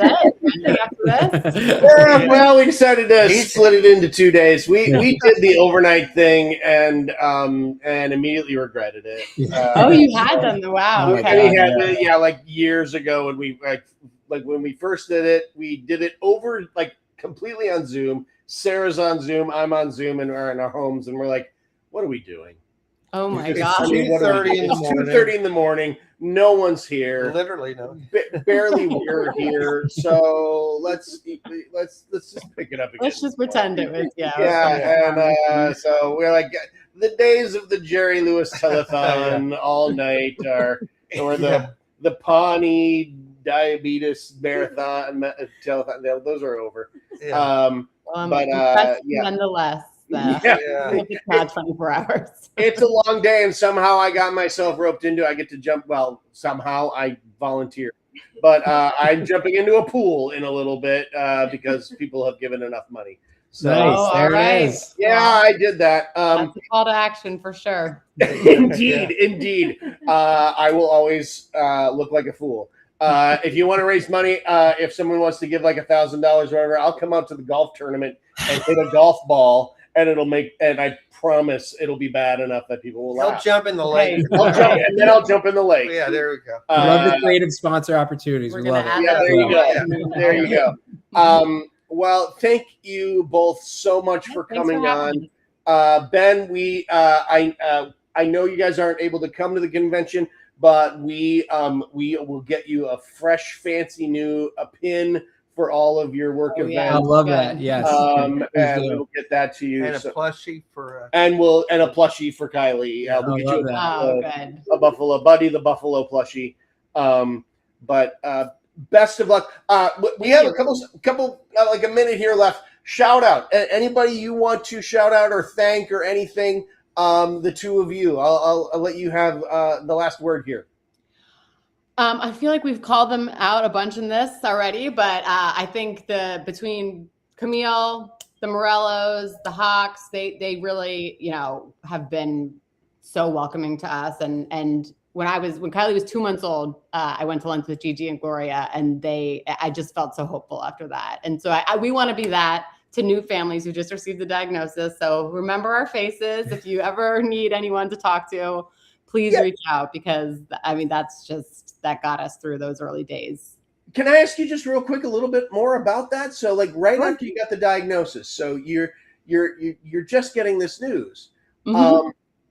I always, when I'm talking to new families, liken it to you have to go through the grief process, because you're grieving the life that you thought your child might have, or the life that you thought you might have with your child, and it's a complete that's been completely thrown upside down. And then you go out and you meet with the Morellos, and you're meeting with Gigi, who's an adult at that point. Mm-hmm. I mean, I know that you said like the end result was, felt a lot of hope and everything coming from that. But how was that like? Just even that initial phone call of like, you're going, the two of you as a family are going through all of this, and obviously you love your, you love your new daughter, but there's all this unknown, and then suddenly you get to go and meet somebody in, a family and a person with Williams syndrome. Can you just talk a little bit about that? Sure. Yeah. No, I think so. When we received Kylie's diagnosis, like I said, when she was 2 months old, I posted in the Williams syndrome support group immediately, and I don't even think I asked a question. I think I was just like, I'm new and I don't know what to do. And I think we got 100 comments of people just like, don't worry, like everything is going to be great. Like, here's my 5-year-old, here's my 6-year-old, here's my 20-year-old. And I just remember crying reading all the comments, because like everyone just calmed me with like, you have no idea what a wonderful ride like you have ahead of you. But Gloria reached out directly and asked to get lunch. I think she teases that she like stalked me a little, because she was like, well, tomorrow is it the next day? But yeah, I went while I was still on maternity leave, and Gigi was just like, her personality is amazing. She's hilarious. She had just graduated college, or she was a few years out of college, and that blew my mind. I was like, oh my gosh, like this could be Kylie's future. Like she's going to go to college. She's going to play the drums. She's going to do all these things. And so I think that was a really, really, really, like, I keep saying calming, but like knowing that like everything is going to be okay. Like Gigi's past was different. She had her struggles. We ended up going to a Christmas party that year. That was like a Williams syndrome, Northeast region holiday party.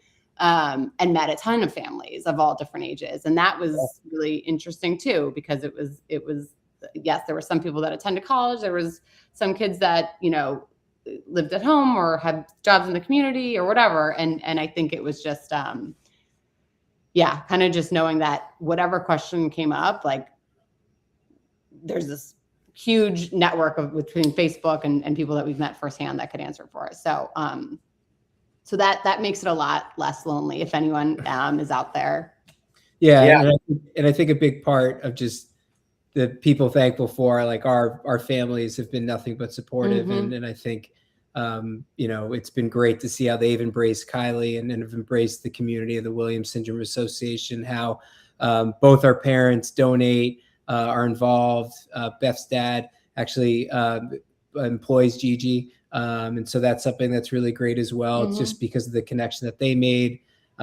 He has her as a part of, what he does at his company. And I think that's not just about the Williams syndrome community. It's about doing more. And I think, with our families and the immediate network that they have, we're just so thankful to have them. And it's been such a great, just people to lean on when times we just haven't thought that we had the right answers. There's just so many people that have been supportive and have been here for us. So, those moments like with Gigi and Gloria, it just is fun now that Beth's parents are talking to them on a weekly basis. And I think it just is, again, just talks about the strength of the community and how welcoming everybody is. Yeah. Awesome. Yeah. What about Laura and Paula? Would you be willing to just share, what was it like when you met your first family outside of your own, when you, after your kid got their diagnosis, did you reach out right away, or did you find people? Yeah, I reached out. Well, my daughter's 27, so it was a different world back then. First thing I did was research and found that there was a Williams syndrome clinic in Boston, and signed up. And then we found there was a picnic close by, and that was my first experience with a whole bunch of families all at one time. And exactly had the same response. It was reassuring that there could be all kinds of options. It wasn't the same atmosphere as it is now. There weren't a lot of individuals doing bigger things, but it still gave me hope seeing the range of individuals that were there, and that it wasn't as doom and gloom as back then you would read, because people were doing things. So it was exciting to see, and it was a little overwhelming, but exciting. Yeah, and he got diagnosed when he was, officially we heard it at 6 months, but then, geneticist and then, appointments and everything, we got the official diagnosis when he was 8 months. So after that, I feel like I joined literally every single support group on Facebook. Miami, I've found it a little bit hard because there's not much, community down there. We're definitely creating that, for the past years. And then, we wanted to go to our first convention in 2020, but obviously life had other plans. And then it was until 2022 that we started, being more involved with the association, and that definitely was the game changer for us. So, yeah. And you did your own walk too. Yeah, we had talk about. Yeah. Oh yeah, I got friends from you guys. Sent us friends, so yeah. I met a couple of your friends last year at the walk, and I just it's just a family. That's how I can describe it. It's my extended family, and I'm so grateful to have that understanding, so that support is everything. Well, yeah, that's awesome. Thanks for hanging out a little extra. I was just I say you asked for a minute, you got a little bit more, but we love Sorry. that. Yeah. All right. Well, thank you both so much for everything that you're doing. Give the dates again. June 18th for the concert. June 18th. Wedding is Room, the New York concert. City. Yeah. And then October 5th at Metuchen Country Club. Awesome. Thank you both so much for joining us. Thank you so much just for stepping up, being involved, and just an absolute pleasure. And and I can't wait to hear and see all the. I can't wait to see Kylie hit a golf ball. Wow. Yep. Well, We're ready take for it. bids, but thank you guys. We appreciate it.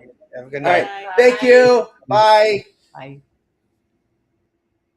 All right. Well, they were a ding dang delight. They were. Oh yeah, they're awesome. Yeah.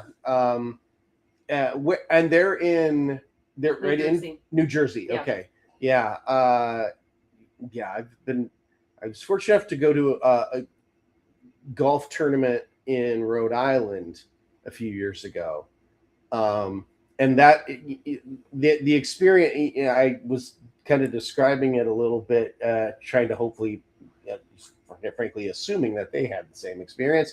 But it was really interesting that, it was a bunch of guys that were just like showing up and they're like, I don't know why I'm here. I was just, my boss came in and said, hey, you want to golf tomorrow? And I'm like, sure, take a day off of work and go golfing. Sure, I'll go do that.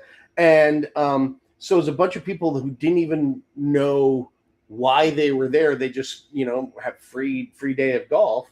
And because we had, all the way from littles all the way up to a couple of adults with Williams syndrome were there and were present and talking with people. And in some cases riding around on golf carts and hanging out with people. It was like, there were people that, and I, luckily, they let me get up and talk a little bit about stuff. And a couple people came up to me and they're like, look, I'm retired. And so this is what I do is my friends invite me to golf for charity functions, etc. And I've golfed a bunch. And this is the first time I have met somebody with the condition and having just, this is different. They're like, this is the first time I'm like leaving really impacted, and I've learned a bunch, and I'm going to, she had a flyer in her hand. She's like, I'm going home and learning about this and telling people that I played in this golf tournament. You aren't going to believe these people that I met. And I'm like, well, thank you. That's so, that's awesome that our people, our community made that such an impact there. And so, yeah, that's why, like I say, like events like that where that are somehow a draw for people who wouldn't normally hear about this. So many of our events are opportunities for us as a community to get together, because it's so hard sometimes for us to even meet other families within our community. And that's wonderful. And there's huge value in that. But, when we're talking, since this is Awareness Month and, we're trying to raise awareness as well as some funds, situations like this where you're doing an event and there are people that are going to walk by or be there that will have never heard of it before. Yeah.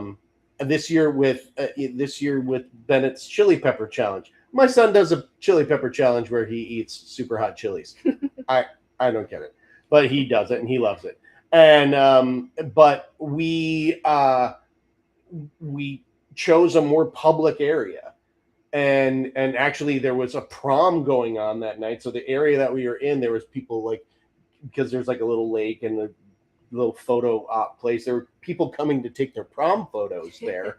And because I was able to had a little stand up of Williams Syndrome Association and couple little facts about it. We had people kind of come by like, oh, what you guys doing? And like just kind of looking. And and you were nice enough to send some wristbands and stuff up. So I'm like, well, help yourself to a wristband. This is Williams syndrome, and some people who had never heard of it before suddenly had heard of it. And at least like for me, one of the other events that I've done in Miami, and my son, he loves like cooking and baking, both of them. My best friend, she has a bakery at a food hall, so it's the perfect opportunity, and she's obsessed with Enrique, with both of them, but Enrique, you guys know Enrique. Mm-hmm. And she was like, let's just do a cookie decorating activity one day, and we did a fundraiser there. That's where I actually met one of the moms that's gonna join us tomorrow. She went to camp for the first time this year. Yeah. Ana Paula. They drove all the way from West Palm. Like they live an hour and a half away from Miami, and they drove for that activity. And it's another opportunity that you can meet people, create community around yourself. So it's any opportunity. Like even if you have a friend that they do pickleball, do a pickleball tournament. It doesn't have to be 100 people. It can be your closest, 10 friends or whatever. Mhm. And there's opportunity everywhere to not even like just to fundraise, but like to raise awareness, like in anything that you like, going to the beach, doing a beach cleanup or anything. There's opportunity everywhere. So I met a guy years ago who did he was a firefighter in like the mountains of Montana and Colorado and everything, and because he's best friends with this family that has a daughter with Williams syndrome, he does his own walk, and it's just him, but he walks through the mountains, and everyone he meets, he gives them a little bracelet or and he's a firefighter, so all the other usually he usually can rope in a couple other firefighters. So then these really ugly looking firefighters, but these dudes are walking through the forest and they all have Williams syndrome t-shirts and stuff on, and so they're it's like, and so anything can be a fundraiser, and not even a fundraiser. Anything can be awareness. Yeah. Anything can raise awareness. And so don't, if you have something that you love to do and you think like, hey, I know other people who love to do this and maybe they will learn about Williams syndrome, well, that's when you call Paola. Yes. All right, friends. Any last thoughts?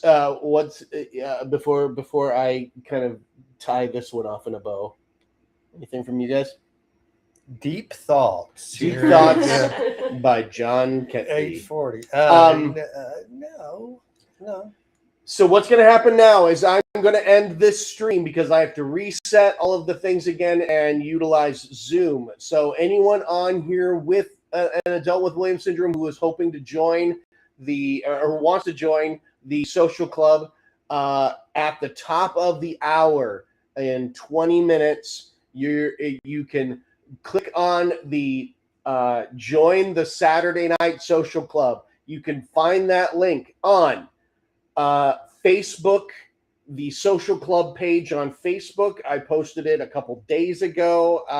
You might just have to scroll down a little bit, but I think it's still near the top. But you can also go to williams-syndrome.org/social club and just scroll down a little bit. And there's a button right there that says join the social club, Saturday Night Social Club. That's where you're going to want to join. Come back. And for those of you who have never seen a social club or been part of a social club, if you don't want to join in person, you can join by watching the silliness and the shenanigans that we are going to get ourselves into on this social call. So I'm going to wrap it up here, and we will be back on in about 20 minutes. So, all right, everybody, we'll see you in just a little bit.